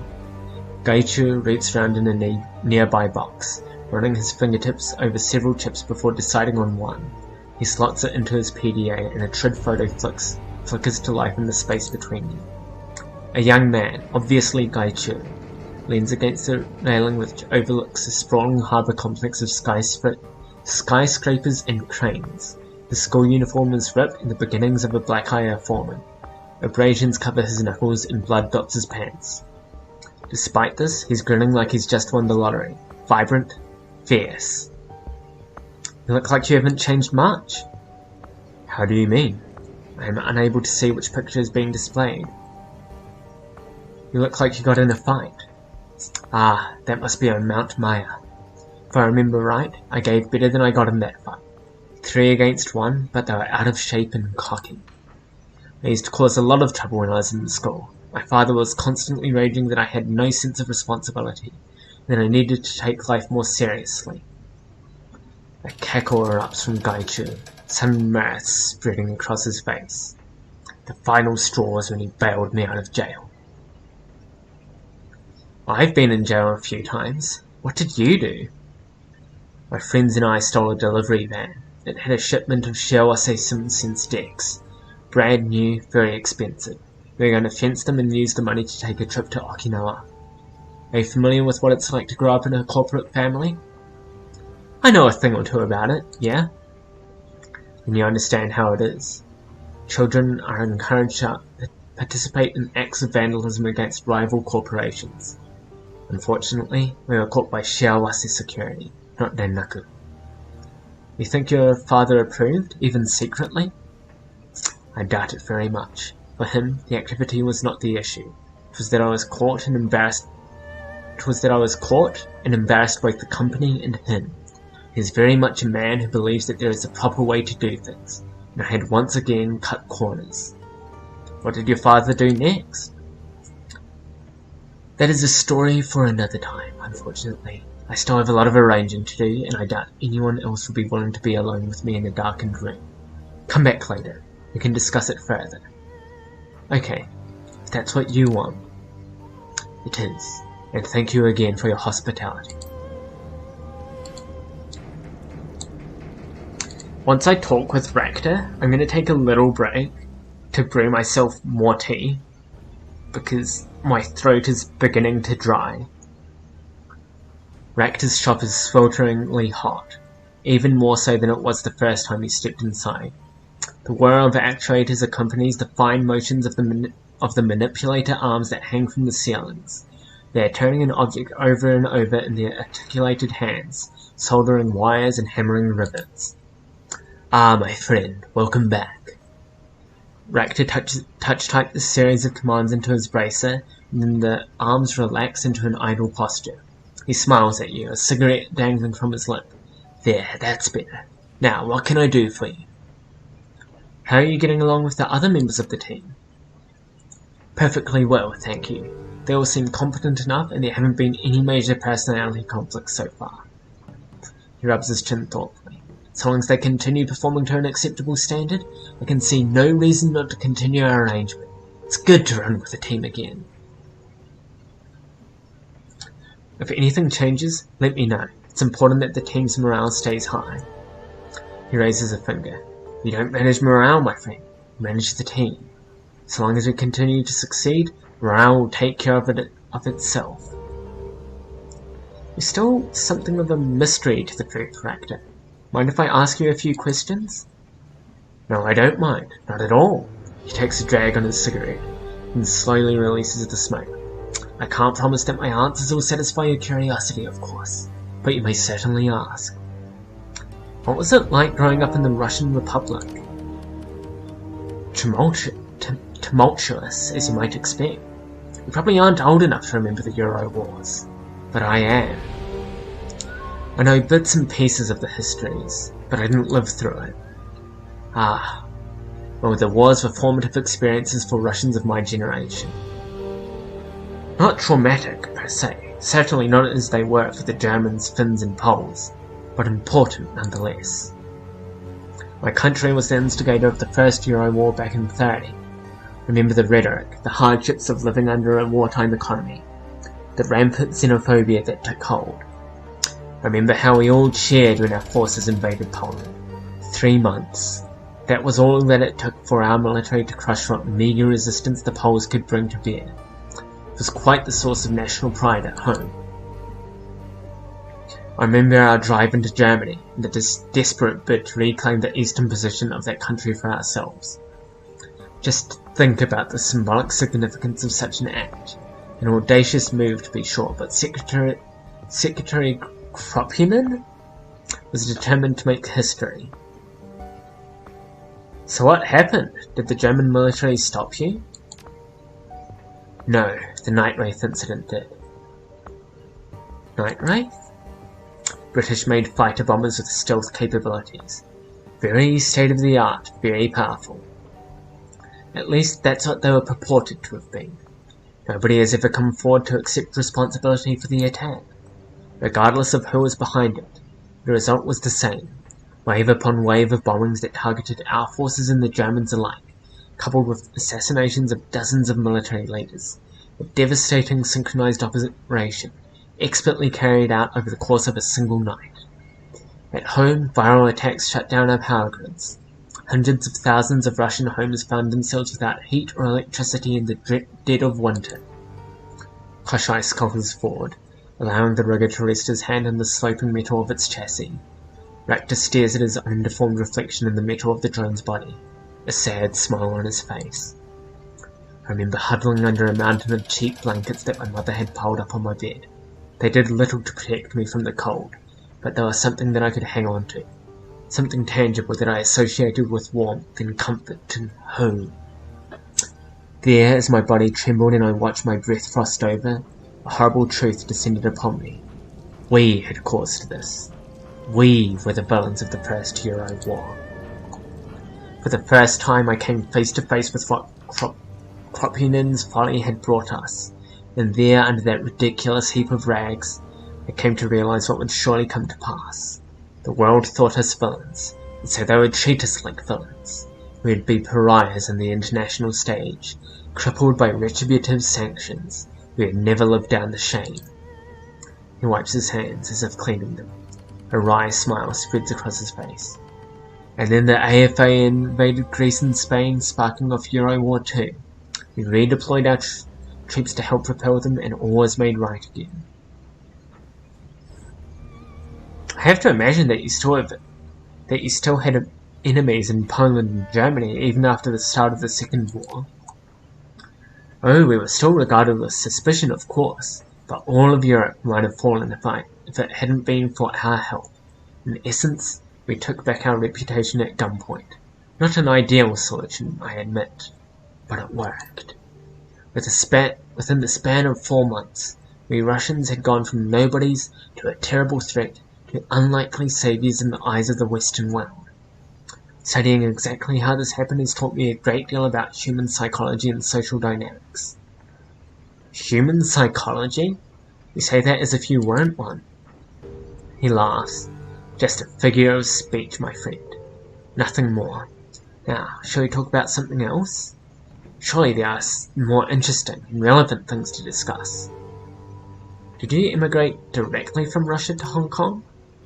No, between my years in Nizhny Novgorod and my time here in Hawaii, I spent a year in the free city of Berlin. That was where I got my feet wet as a Shadowrunner, you see. Ran with a team of anarchists for a time, and learned the ropes of the occupation under their tutelage. What can you tell me about that team of yours? He shrugs. A good group of people, disorganized to be sure, but capable. Sadly, we are no longer on the best of terms. What happened? As opportunity arose, and I seized it. In so doing, I left Berlin for Hong Kong, and I did so without much advance notice. My absence made life difficult for them, and they blamed me for their hardships.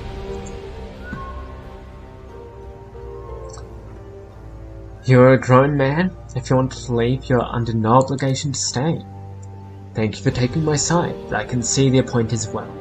As I said, my departure caused some complications for them. That said, I haven't lost any sleep over it. I merely did what I had to do. He looks away, a wistful expression on his face. Koshai scrapes the ground with his forelegs, its senses fixed firmly on you. Ultimately, I would say that my time in Berlin was quite educational. Different from my earlier life in Russia, to be sure. As I said, the experience was invaluable. Ultimately, though, Hawaii is probably better suited to my sensibilities. How so?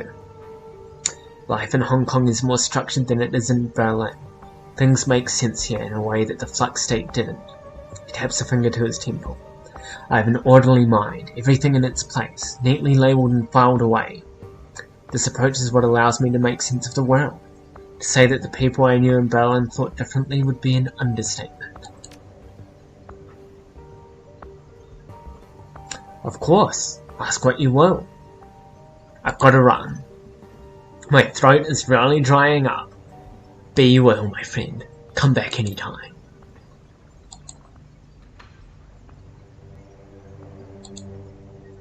So, take payment.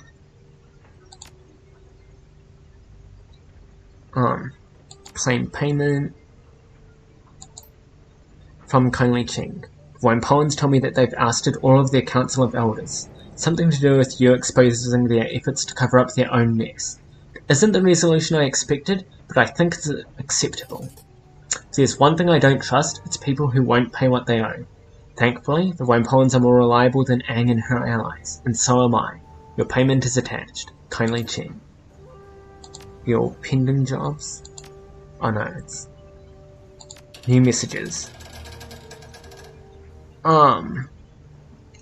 Job offer from Isabel. A recording of Isabel pops onto the screen. She stares into the camera, her eyes full of intensity. If you're watching this, you've decided to listen to my job offer. That's a good thing. I wasn't convinced that you would. Our target is a local Decker, a former Wampoa. In the Matrix, his handle is Rhombus. He has the software that we need. Unfortunately, he's unassailable from the Matrix, and nobody knows where he lives in meat space, but I know where he's going to be. There's an event coming on that Rhombus can't afford to miss. He might already be on his way there. As you're reading this message, Deckers from all over Asia, white hat and black hat alike, converging in the Harbour Spies Hotel. This year, Harbour Spies is hosting DeckCon, Hong Kong's largest annual Deccan convention. Rhombus is going to be there, and that gives us an opportunity. We're going to hit the convention, find him in meat space, and get the software away from him. We're going to do it quietly. Enclosed, you'll find a copy of the plan that I've worked out for the run, presented in bullet point format. Everything should be fairly straightforward. Isabel's image winks off of the screen, replaced by a blinking cursor. As you watch, the screen begins to fill with lines of simple instructions. I'll provide you and one other runner of your choice with visitor passes for the convention. I'll proceed ahead of you using my own guest badge. I'll hide in the women's lavatory on the first floor. You'll enter via the kitchen and procure me a uniform from the catering staff. Please be sure that the uniform is size 4. We'll rendezvous, I'll change into the uniform, and using it I'll infiltrate the administrative wing on the 6th floor. We'll proceed onto the convention hall and await further instructions. Using the admin computer, I'll identify Rhombus via his guest registration form. Once I have done this, I'll alert you via common. I will upgrade your badge to VIP status, granting you access to the VIP wing of the hotel.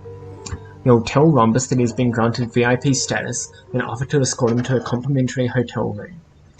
You'll escort him to a room that I designate and hold him there. I will jack out of the Matrix and make my way from the admin wing to your room. We'll intimidate Rhombus / beat the tar out of him until he gives us the software. We'll tie and gag Rhombus and stuff him into a storage closet. We'll not be gentle. It's okay if he starts crying. Actually, please prioritize this. I want to see tears. Software in tow. We'll make our escape. The glowing text fades and Isabel winks back onto the screen. See? It's a simple run, just like I said. You should be able to get through it without firing a shot.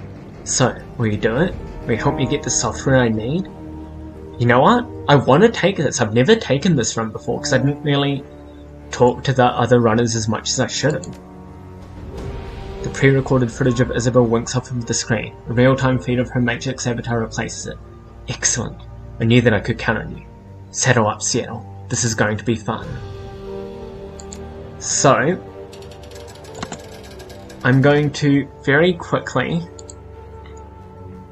go brew some tea because my throat is so dry. It's very bad, and I need to read a lot for this game.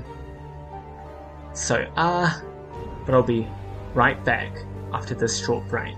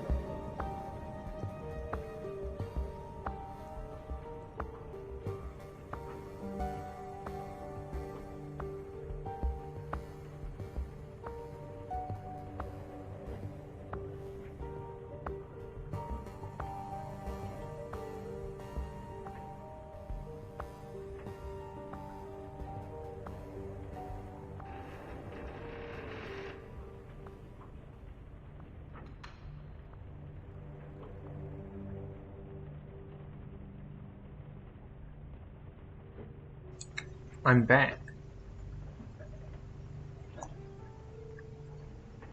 And that's pretty poggers of me, not gonna lie.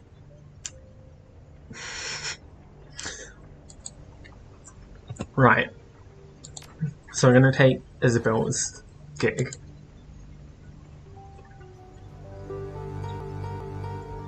I think Rakta's going to be the best choice for this, because we've got magical bases covered, and he's still tech based.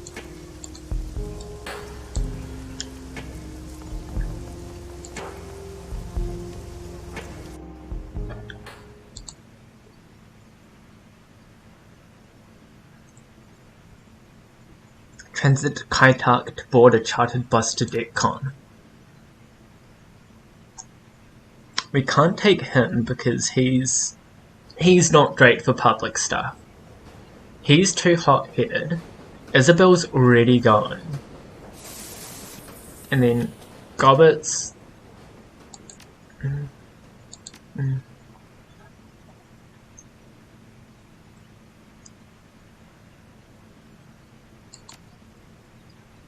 It would have been really funny if we just went without Isabel. I wonder if you can do the mission without Isabel.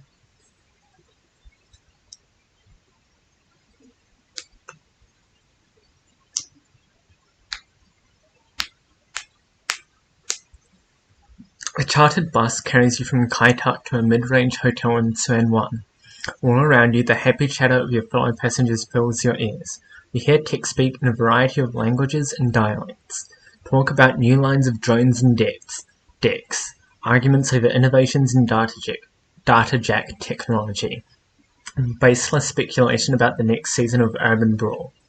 Your guest badge, a glossy slip of laminated paper emblazoned with a flashy logo, hangs on a lanyard around your neck.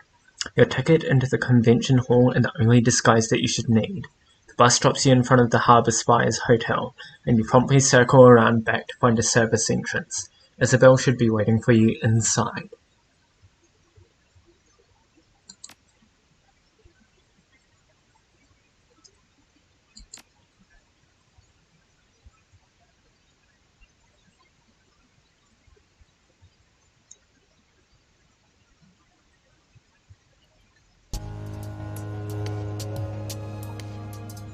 The service entrance to the Harbour Spires Hotel looks like any other. Scuffed walls coated in chipped paint, a floor of well-worn hardwood, a time card reader hanging from the wall at a slight tilt.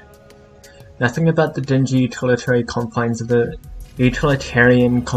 room that you're in hints at the elegance and fine decor of the hotel beyond.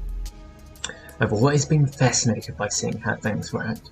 Even as a child, I took apart everything that I could in the name of study. And here we are in the innards of a fancy hotel, examining the viscera of the place, if you will. Your earpiece crackles to life. Isabel, calling from the woman's laboratory. Seattle, you in position? Yeah, I'm standing just inside the service entrance. Alright, so far, more white noise, good. I could barely hear you there. Yeah, hang on a sec. Gonna try to boost our signal strength.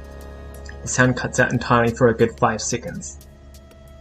When Isabel's voice comes back, it's half again as loud as it was before. There, that's it. That's better. What a pain in the ass this is. There's way too much interference coming from the show floor. We aren't going to be able to rely on our comlinks for this. I'll find us a workaround. I hope that you do it fast. The entire plan hinges on our being able to communicate. Like I said, I'll find a workaround. For now, let's concentrate on the task at hand.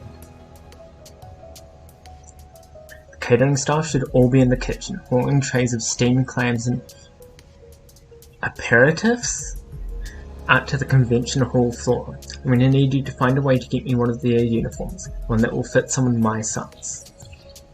Find a dwarf-sized catering uniform. Check. I'm on it. Good. Oh, in Seattle? We aren't going loud yet, got it? Whatever you do, don't start shooting. We can't afford to send Rhombus running before you can get him cornered. Right, no shooting until we have Rhombus. Got it. Is there anything we can do here?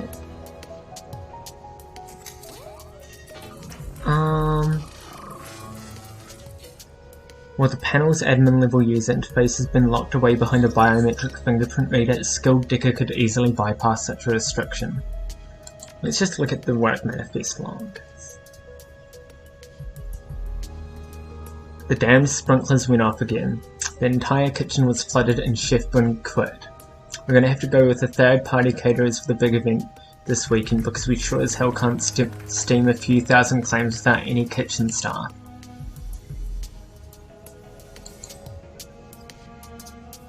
This is the good thing about having a rigger, is that we can send a drone through the vent.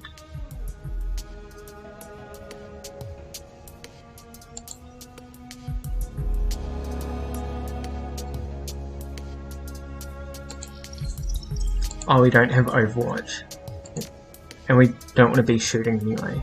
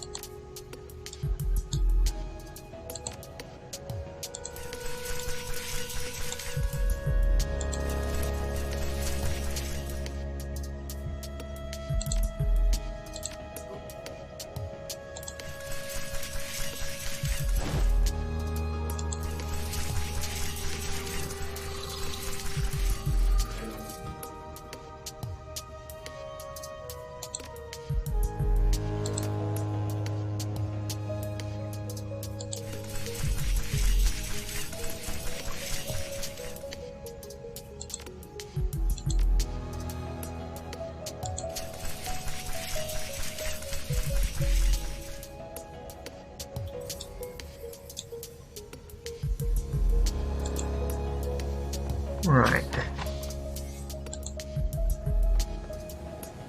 The Harbour Spire's kitchen are a whirlwind of activity. Attractive 20-somethings in white catering uniforms dash in and out of the room, their arms laden with heaping trays of steaming shellfish. One man stands still amidst the chaos, the eye of the storm. His white coat is at least half again wider than those of his subordinates, and his collars starched as stiff as a board. The floor manager notices you, and his eyes narrow. He stalks toward you, practically frothing at the mouth. Can't help but notice the embroidered corporate logo on his label. Pastry, magic and more. Fine catering. The image is completed by a stylized rendering of what appears to be a frolicking kitten standing astride a pair of shooting stars. You, what are you doing in my kitchen? He glances at your chest, seeing the visitor badge hanging from the lanyard that Isabel gave you slinging around your neck. Convention goers are not allowed beyond the show floor. I'm sorry, I must have gotten turned around. Do you know where the Shiawase kiosk is? No, I don't know where your damn kiosk is. Go ask on the show floor. Is this a steamed hams joke? I was just passing through. Step aside and I'll be on my way. Good, go! Get out of your hair and back to the show floor where you belong.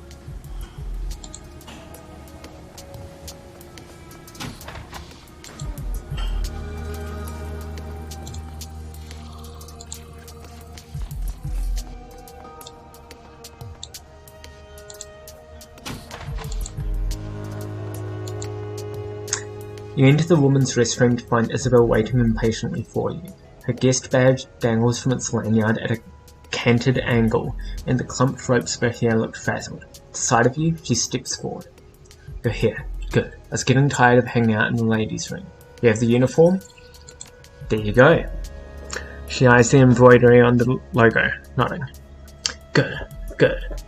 This will work. Alright. I'm gonna change into this thing and hightail it to the employees only floor. Employees only door on the far side of the convention hall. They'll let me in, even without a badge. They'll just figure that some rich guy wants a drink. Where's the VIP area? On the other side of the convention floor, I'll have to cross the show floor to do it, but that should be safe enough. Nobody pays attention to the catering staff at these things. So I'll make my way across, pass through the door, and take the elevator up to the admin wing on the 6th floor.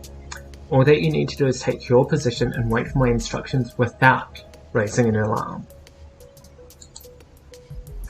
Pretty simple stuff.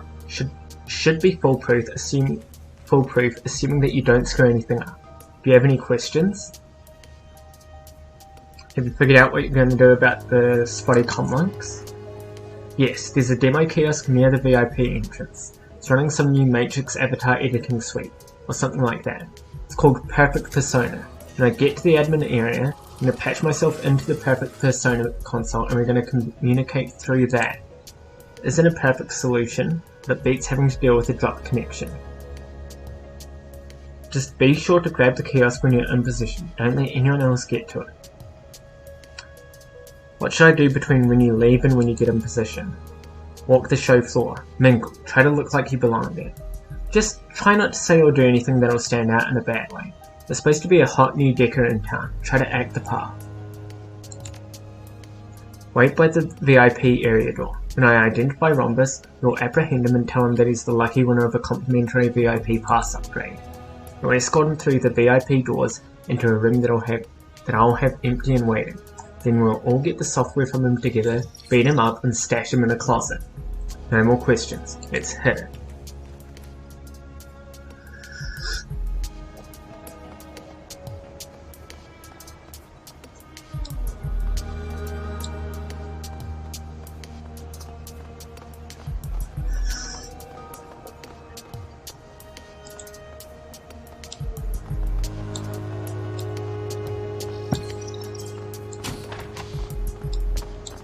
Right.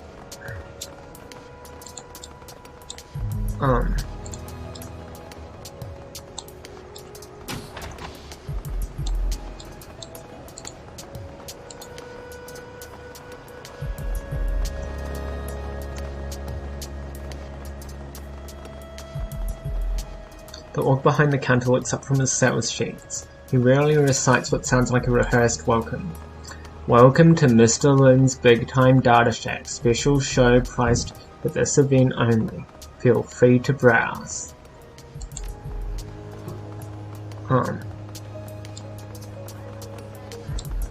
Where is...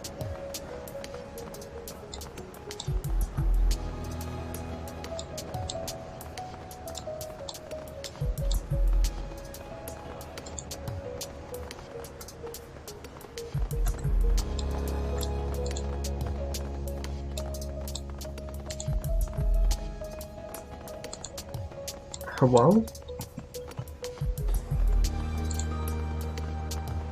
Okay.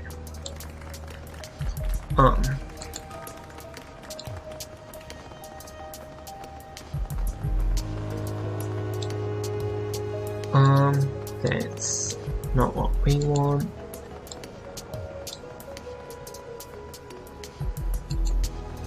Is this what we want? SimSense parlor / decking area.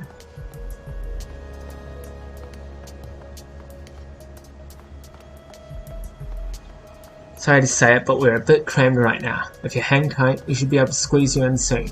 There's maybe a half-hour wait. I don't have a half hour. Are you sure that I can't just slip on by? I can make it worth your while. Ugh. The show organizers are going to be livid when they hear you make me wait. Yeah, sure, of course they will. Alright, tell me who you are, and I'll see if your name's on the list. A deniable asset. One that's on your boss's payroll and who doesn't have time for your shit. His eyes widen in surprise. I'm so sorry, I didn't realize who I was dealing with. Here, go on through. I think I may just take a lap around the con floor. Take as much time as you need. Your comlink crackles to life with an ear-splitting hiss. Isabel. Okay, I've jacked in the admin, but I can work. No, not yet. Perfect Persona. Okay. While you're in there, I'll start working on getting you VIP access. Got it, I'll there's any more exploring you'd best like to do out here on the show floor, you'd best do it now before you use the kiosk. I doubt that we'll get the opportunity to afterwards. I've seen that all that I need to see here. Let's get to the kiosk and get this job over with.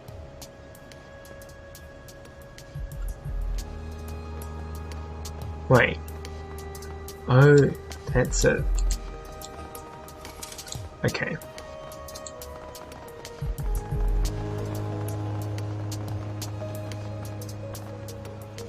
The perfect persona kiosk flickers to life at your approach. A debug menu pops onto the screen along with a text prompt in all caps. Seattle, enter the following key code into the kiosk. I'm not going to bother reading it. You tap the code onto the kiosk's keyboard. A moment later, a series of 5 loud popping sounds rattle off into your comlink's earpiece. Isabel's voice fills your ear, crisper and cleaner than it was before. Testing, testing, 1, 2, 3. Can you hear me, Seattle? Yeah, I hear you. What was that? A command line code for the kiosk to connect with your comlink via direct link. This way, we can bypass using your comm signal entirely. Clever. I know. As long as you remain within a couple feet of the kiosk, we shouldn't have any problems. Wander too far outside of that range and you're basically going to get static again. Got it. Alright, now that we're all linked up, give me a second and I'll locate Rhombus. The line falls silent. 10 seconds, 20, and you hear Isabel explode. What the hell? He already has one? What the fuck does Rhombus merit a VIP pass when I don't? Wait, he's already in the VIP area?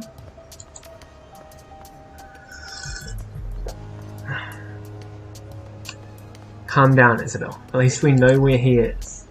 She takes a moment to calm herself. You can almost feel the heat of her anger radiating through your earpiece. Alright, I know which room he's staying in now. Just need a few minutes to get you your VIP up. The line goes dead. Well, my friend, what to do now, shall we? A series of clicks erupts in your ears, cutting back the sentence short. Your PDA begins blinking. You are receiving a video chat request. Isabel blossoms onto the screen, along with a pair of towering security guards. The line that connected her to the admin terminal hangs loose from its socket. I'm gonna ask you again, what the hell are you doing in here? Take your time and make sure that you're telling me the truth. I'll know if you don't.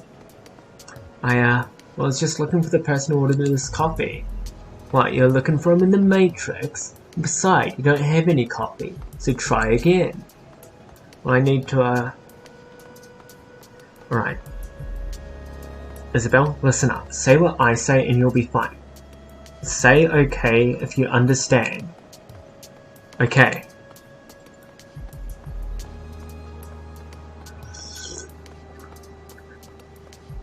Last chance. Start talking sense or spend the night with the HKP. I'm sorry, I'm just nervous. I've never been in trouble.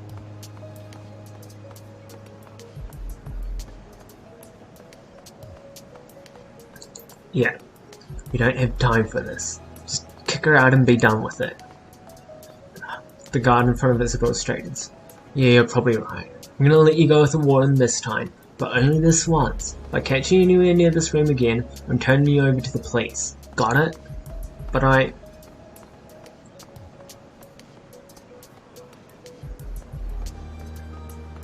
Ready to go loud? Because if you keep arguing with that guard, we're gonna have to start shooting. She clenches her jaw, looks up at the guard. Yes, sir. Good call. The line goes quiet as she moves out of the server room.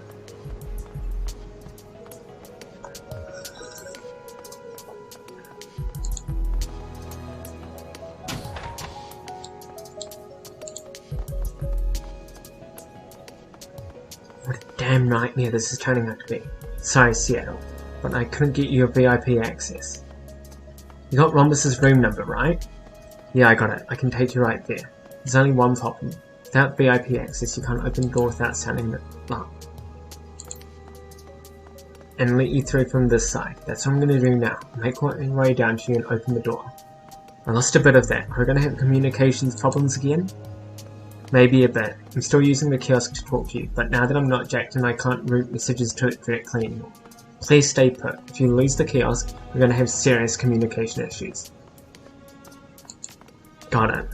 Oh, and I may need your help referring to more people up here, Seattle. In case you haven't guessed, I'm not exactly a social butterfly. If things go loud, I'll really need your help. I've got your back. Let's do this.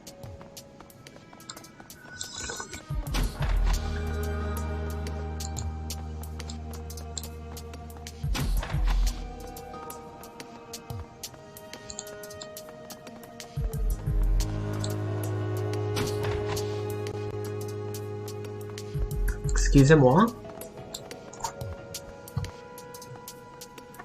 Ah, Pilfer supplies? Surely.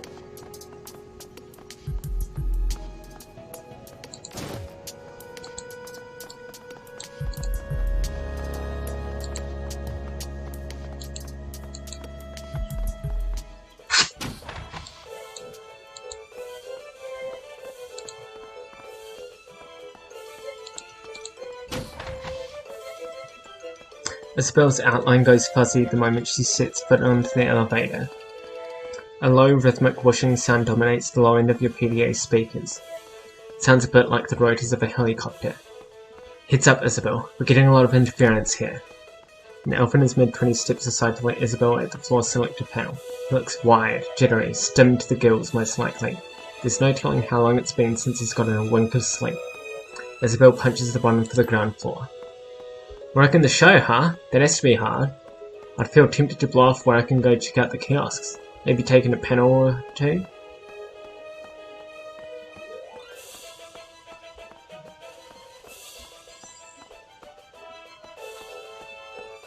Say...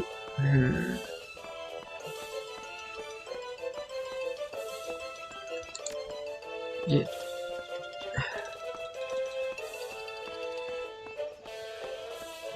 Just say what I tell you to, Isabel. Don't go off script.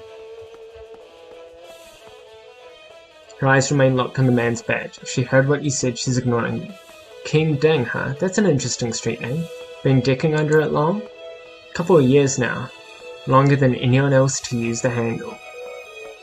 I don't know what you're doing, but be careful. I know who you are. You're the one who shut down the Kowloon City power grid 6 months ago. Yeah, that was me. Let's just keep that between ourselves, though, alright? That little stunt screwed over a lot of local deckers. A couple of them soaked up nasty hits of dump shock because of it. We wrecked the grid while they were jacked into their home machines. My team was in a bind. They needed a power outage right then and there, or they were cooked, so I gave them one. It was the best solution to a bad situation. Let's leave it at that. An icy silence descends on the elevator car. A few seconds later, Isabel pierces it. There's this decker, lived out in Hawaii, called herself Spinster. She was a good person, now she's in the ground. She never came back out of the coma that your stump put her into. Another long pause. Slowly, Ding extends his hand towards the emergency brake. Isabel, do you want to go loud? Because that's where this road takes us.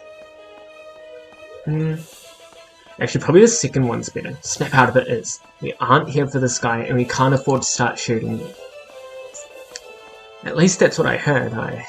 I'm just a caterer, not a decker myself. Yeah, sure you're not.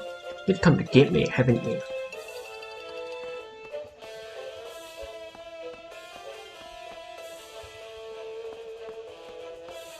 Say, I'm not a decker, honest. I'm just a caterer who spends way too much time lurking with the Shadowrun BBS. I'm just a caterer who spends way too much time. Abruptly the connection cuts to static. This isn't good.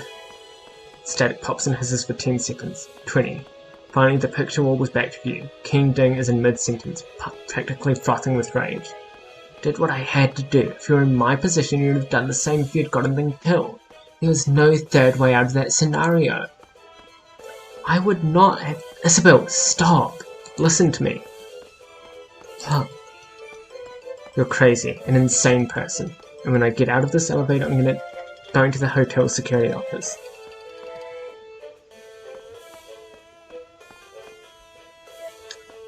Apologize to him and sound like you mean it. That's the only way we're getting out of this now. I'm sorry. I didn't mean to offend you. I just get upset sometimes. You're damn right I'm offended. You kind of... This is getting old. As quick as it went, the picture flickers back onto your PDA screen. Kingdom looks calmer now. The elevator is descending. Remember what we discussed. You keep your cool and this turns out well for the both of us. We live and let live. Understood? Yes, I didn't want any trouble from you in the first place. I'm just glad that it was all a misunderstanding. Please don't take this the wrong way, but I'll be happy if this is the last that I ever see of you. The feeling is mutual. Enjoy the rest of the show. Isabel looks pretty good in the caterer's outfit. Not to be gay on Maine. Now get a move on, Isabel.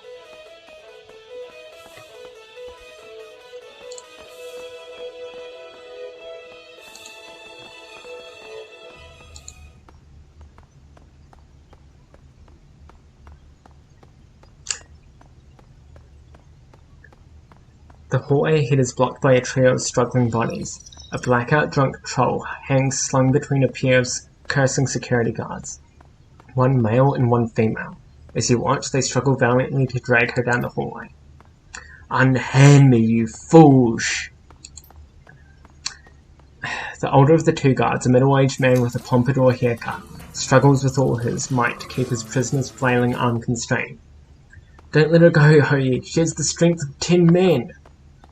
Yes, sir. You recognize her as the guard who was standing by the employee entrance to the show floor. How she got roped into troll hauling duty is anyone's guess. Clear the hall. You, dwarf girl, help me. These dragheads want me to leave because I'm a troll. What's happening here?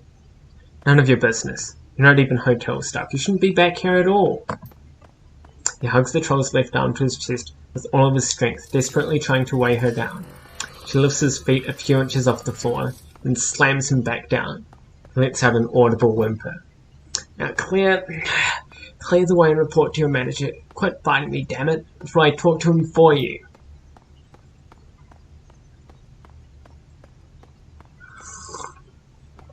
Okay, say I was just checking to see if anybody down here wanted a drink. Oh, I forgot to read her. Just checking to see if anyone needed a drink. You want a mojito? You shouldn't hold still, be here. Not even to offer drinks. Ignore these pigs and help me. I'll take the run on the left, you take the right. The troll bucks against the guard's grasp, nearly breaking away from them. They double down on their attempts to hold her. Hell with this. It's a waste of time and we've got a schedule to keep. What do you mean, what schedule?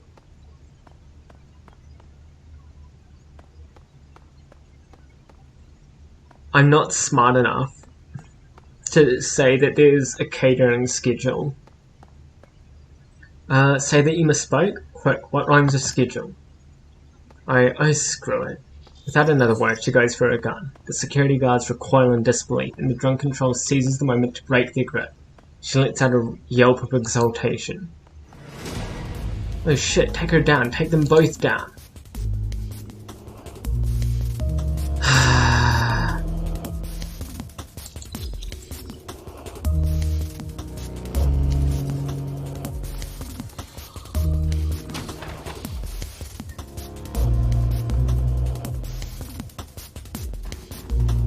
God, that's a lot of neutral turns.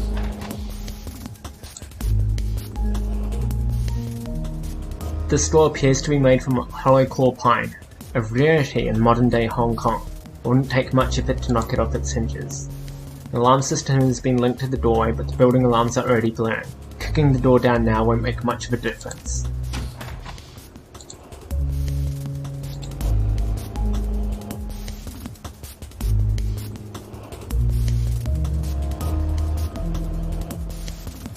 Alright, so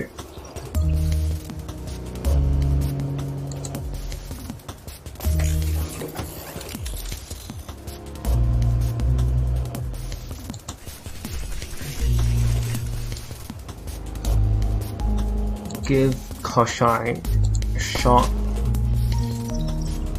at the rigger and then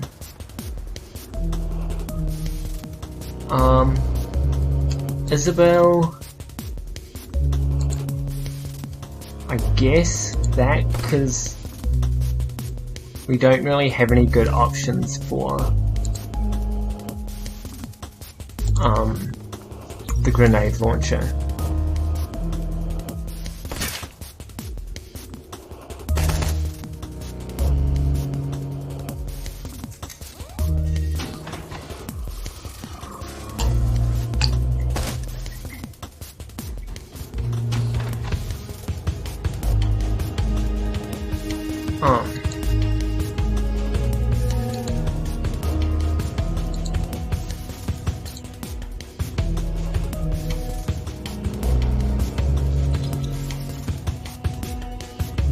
Did I not give myself?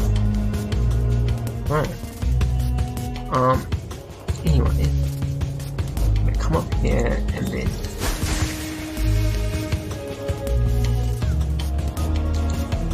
reactor can go there. And excuse me.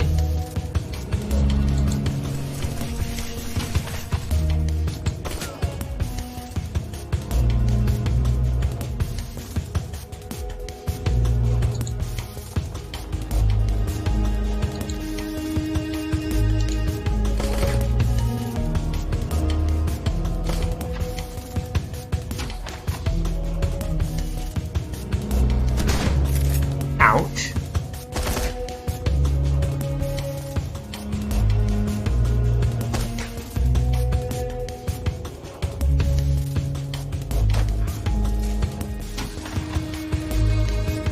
Okay, so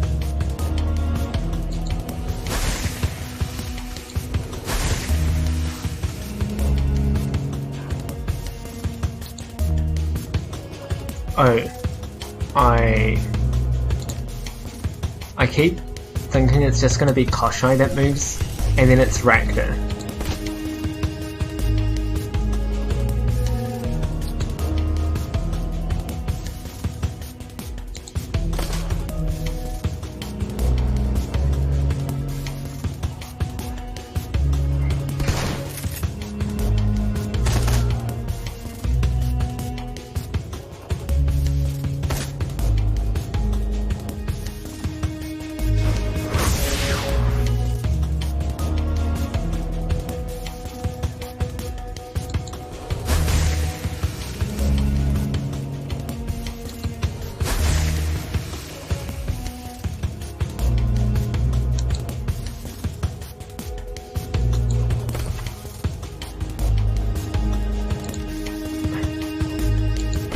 The way they treat Koshai is honestly homophobic in this game.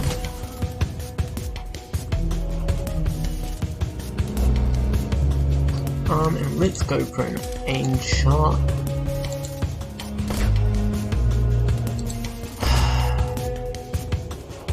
Don't know what I expected, honestly.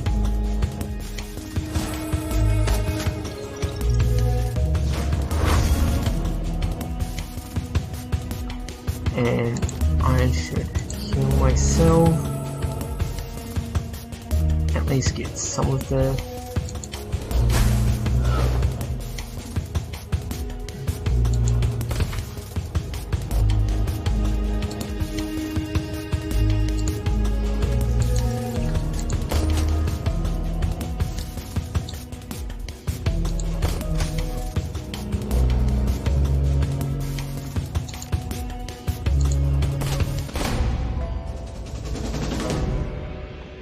Right, so we've officially gone loud.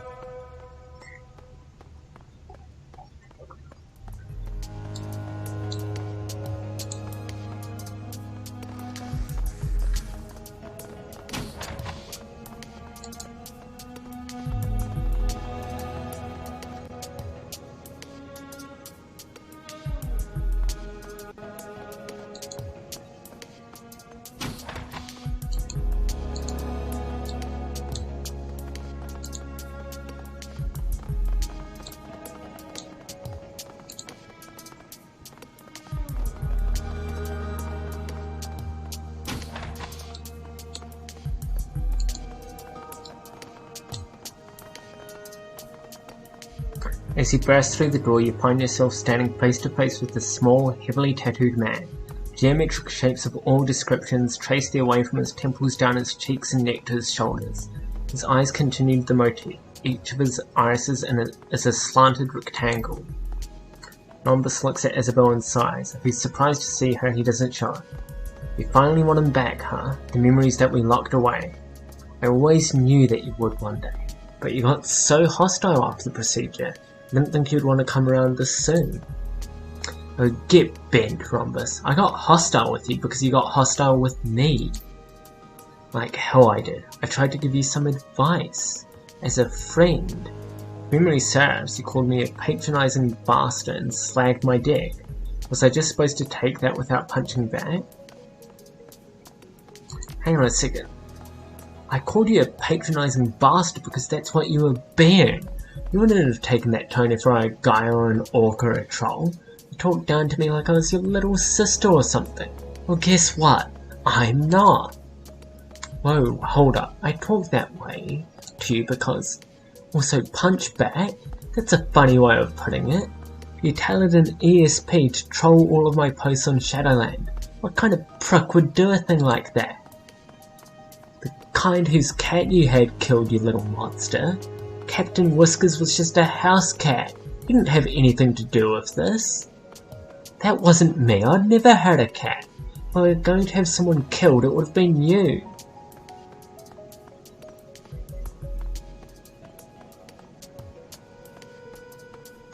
I honestly don't know how to go with this. Pipe down, both of you. We're gonna hash this out together. You're the muscle, I take it. You and your friend and his really impressive drone. Thank you. Koshai scuttles forward menacingly, its claws weaving in the air. Ractor smiles. His voice goes up an octave, and he points a trembling finger at Isabel. She brought you along to beat the information out of him, didn't she? Beat isn't the word that I'd use. Koshai is better equipped for ripping and tearing. A good thought, though.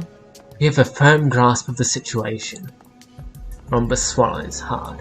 He opens his mouth to speak, but no words come out. His eyes are locked on the drone that's slowly scuttling towards him. I'm just a woman with a job. No. I feel like, calm down. I'm not gonna beat you up unless you force me to. Isabel blinks up at you. But I want you to. Let me ask you something. How many people did you kill to get to me? I mean, what kind of death toll are we looking at here? I'm assuming that the gunshots in the hall were your doing.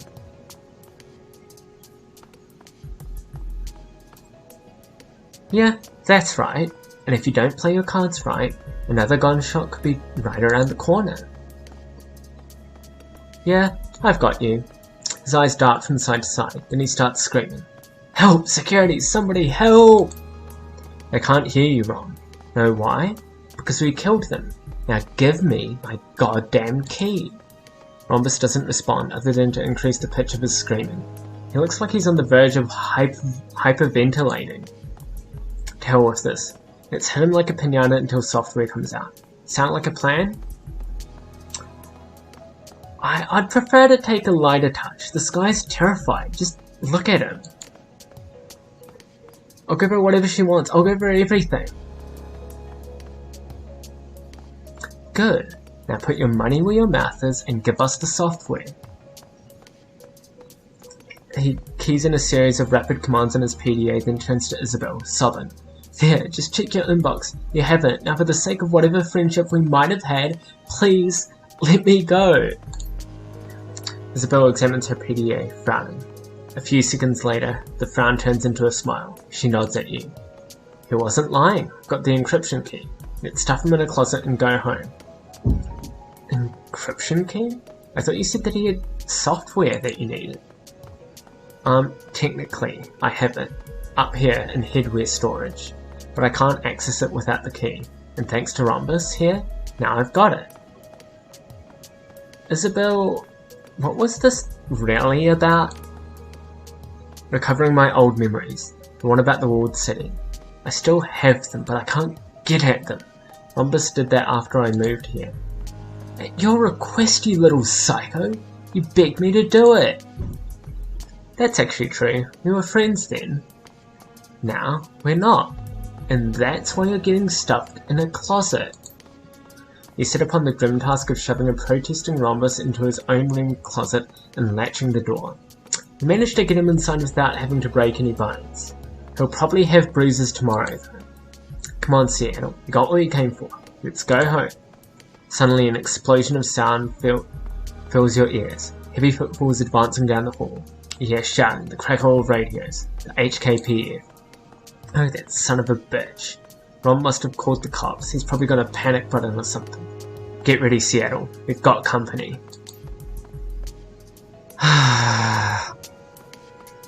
I regret taking this mission.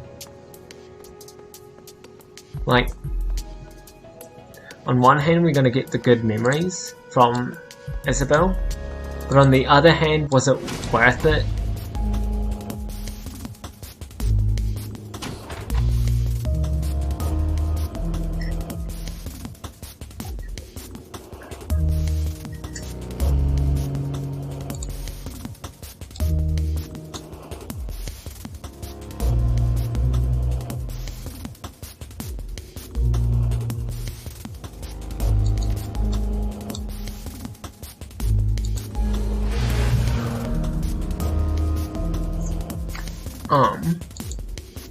Rector, I'm just gonna have you stay here, to be honest. And then, how far does the drone go out? Only to here, and I can't get a good shot off from there. Isabel.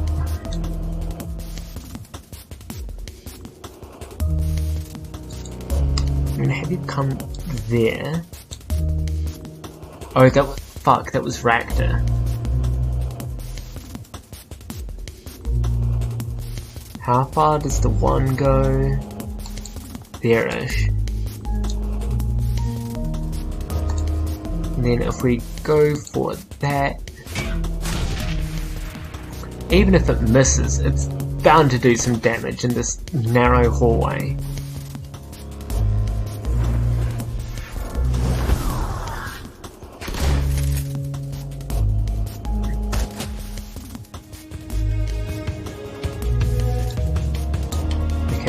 So,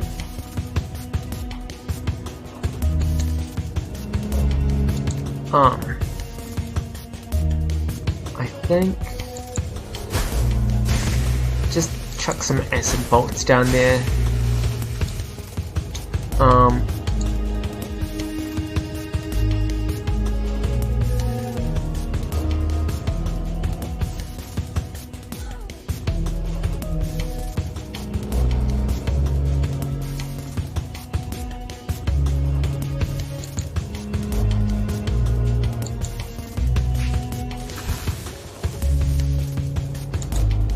Use Koshai. I want to get rid of the elemental first because that's high damage potential.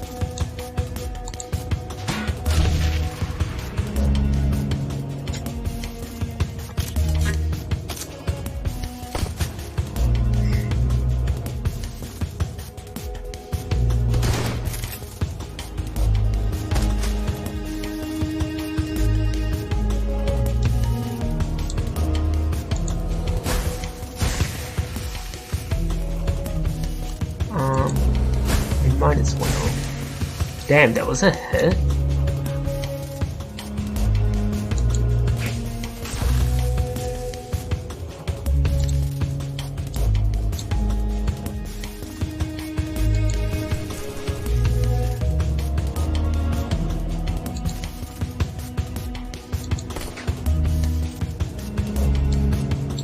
Kinda homophobic that missed, to be honest.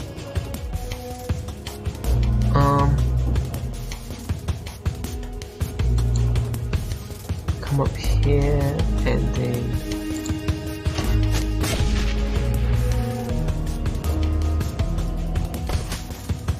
ouch.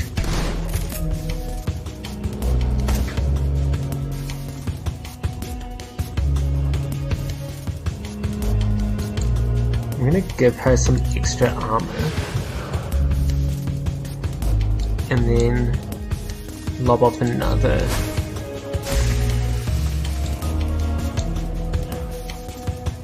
acid bolt.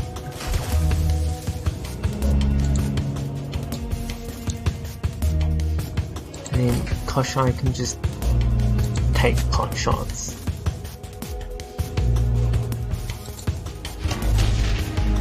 So can Isabel.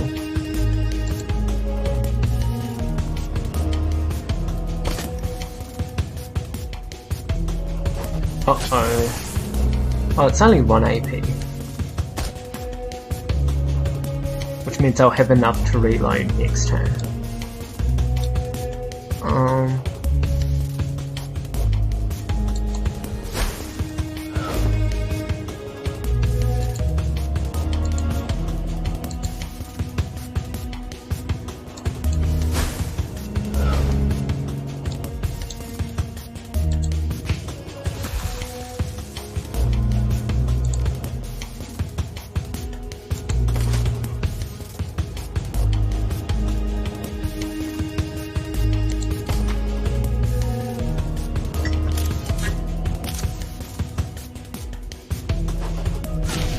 Ouch, I'm definitely gonna have to heal her.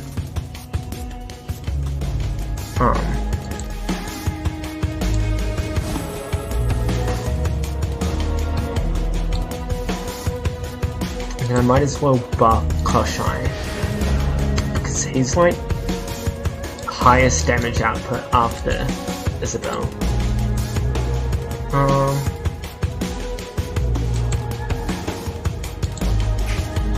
Let's buff the...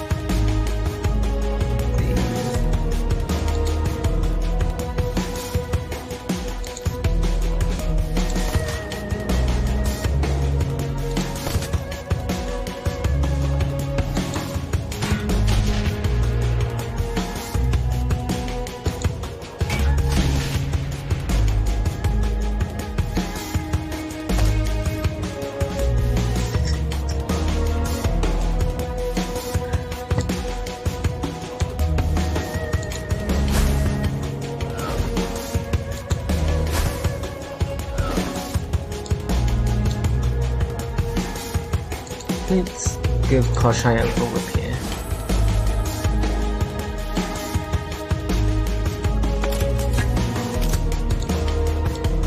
Also, let's make sure that he gets to fight.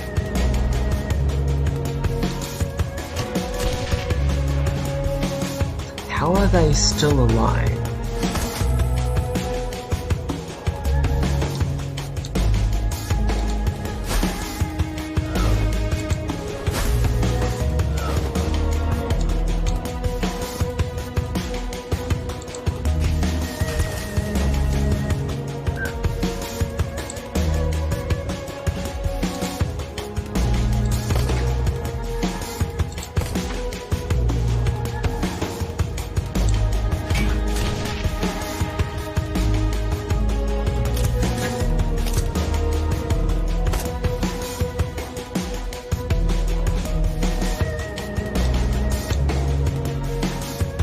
You know what?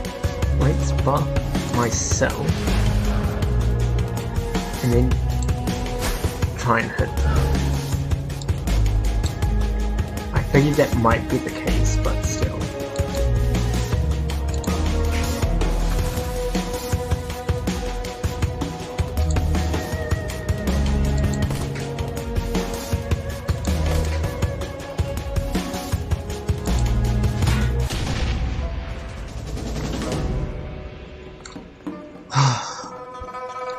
I am not happy with Isabel, I'm gonna be honest.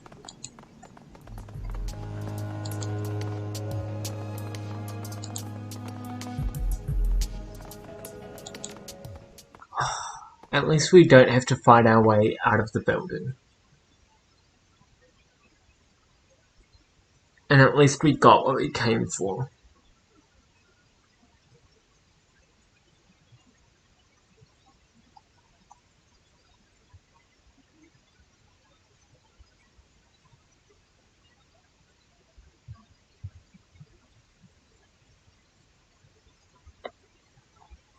The bus trip back to Kaitak is quieter than the ride in was. Your fellow passengers sit crumpled in their seats, barely moving, barely speaking.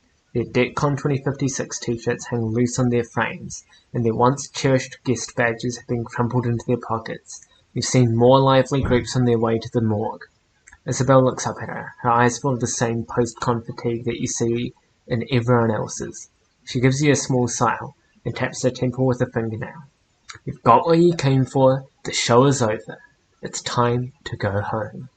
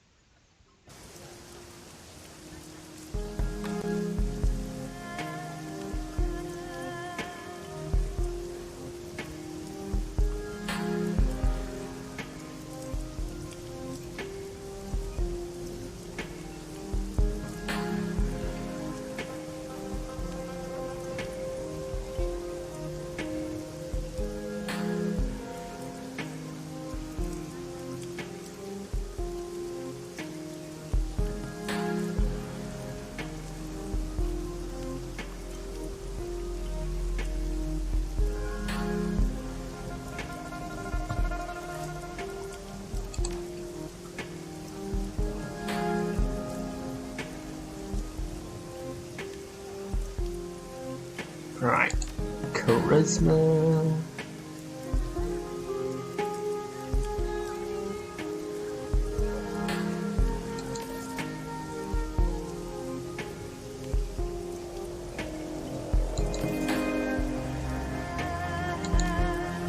We're going to be investing everything in the charisma tree from here onwards.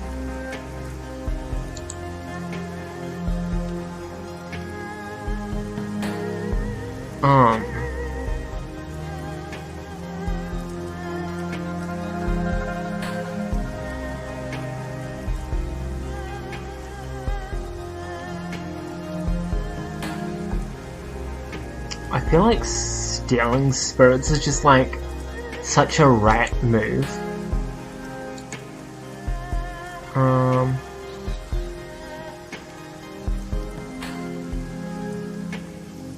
This one's better for everyone.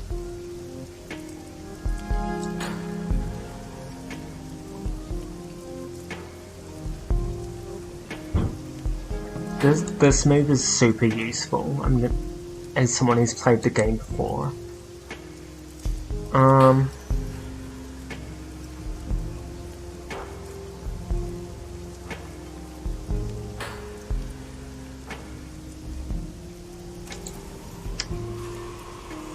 He said that his ranged capabilities are like shit, but I feel like the spit is better simply because it ignores armor.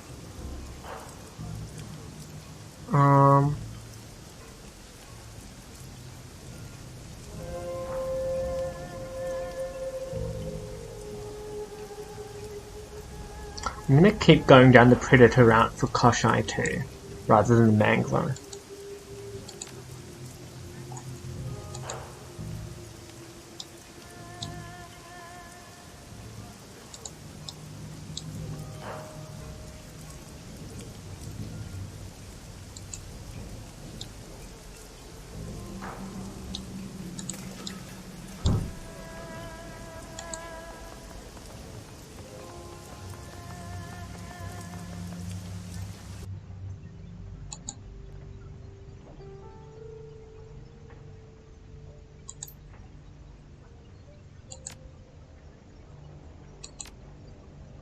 Yeah, didn't think we'd get paid for this, although I think we have to talk to... Maybe if we talk to Isabel.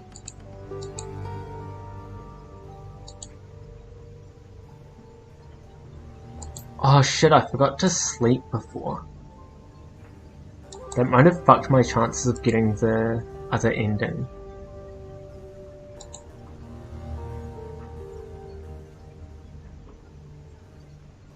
You wake with a start, your limbs bound up in a sweaty tangle of linen bedsheets. An incredible sorrow swells in your chest.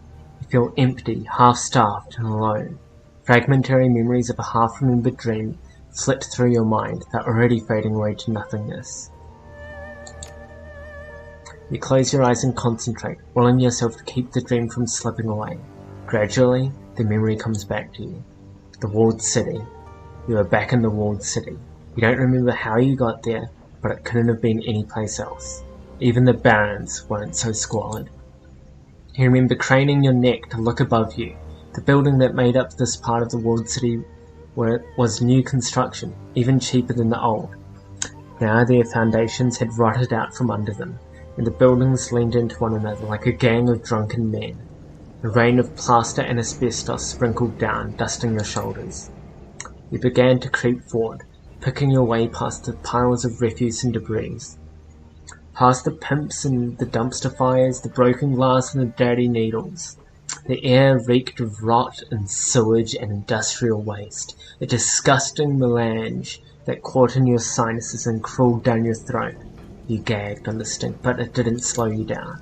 In the back of your mind, you knew that you had no reason to be doing this. There was nothing for you in the walled city. You shouldn't have been here. The rest of you was hungry. Unbearably, indescribably hungry, and that part of you knew that if you keep moving, you'd finally get to eat. As you forced your way deeper into the walled city, locals stood at their windows and stared. Inexplicably, some of them dropped to their knees. You kept moving. You could see something in the distance, a silhouette, something enormous, at least twice the size of a troll, but delicate. It was beautiful. The huge figure beckoned you, gestured with slender limb. An explosion of warmth filled your chest, and you knew that if only you could reach it, your problems would be over. She would make all of your sorrows disappear. You moved forward at a crawl, but the figure felt impossibly far away. You reached out, calling to her, and then you woke up. The empty feeling in your stomach slowly fades, taking the strength and vibrance of the memories along with it. Can I chat? Ugh. Can I at least talk to Isabel? He took me on a bit of a wild goose chase. Isabel half turns away from the octopus's main display. She looks up at you, blinking. The memory stick that you acquired from Rhombus has already been slotted into one of the computer's many expansion ports. The cherry red plastic that sheaths the stick looks slick and wet in the light. You did good back there. The run went well. We got the stick, the key to my old memories. All I have to do now is slot it. You haven't unlocked your old memories yet? No, not yet. I mean, I can. It would be as simple as plugging myself in and tapping a key. My old memories are all mine if I want them. But you're not sure that you want them. She nods. That's about the shape of it. I'm feeling hesitant about this. It isn't easy, you know, shifting organic memories into hardware storage, wiping the originals and locking them away for safekeeping. That's corporate level mind sculpting. Serious business.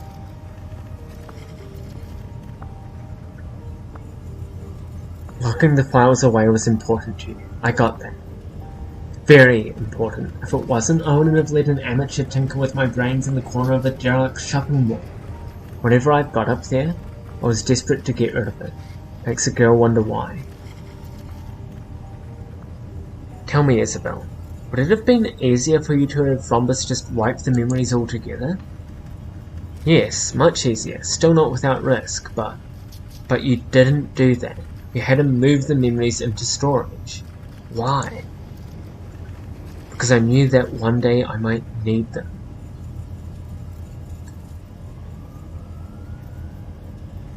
So why are we even talking about this? You've made this decision twice already.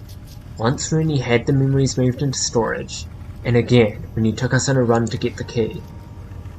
Yeah, you're right. I've already decided what to do. I'm just dragging my feet because I'm afraid.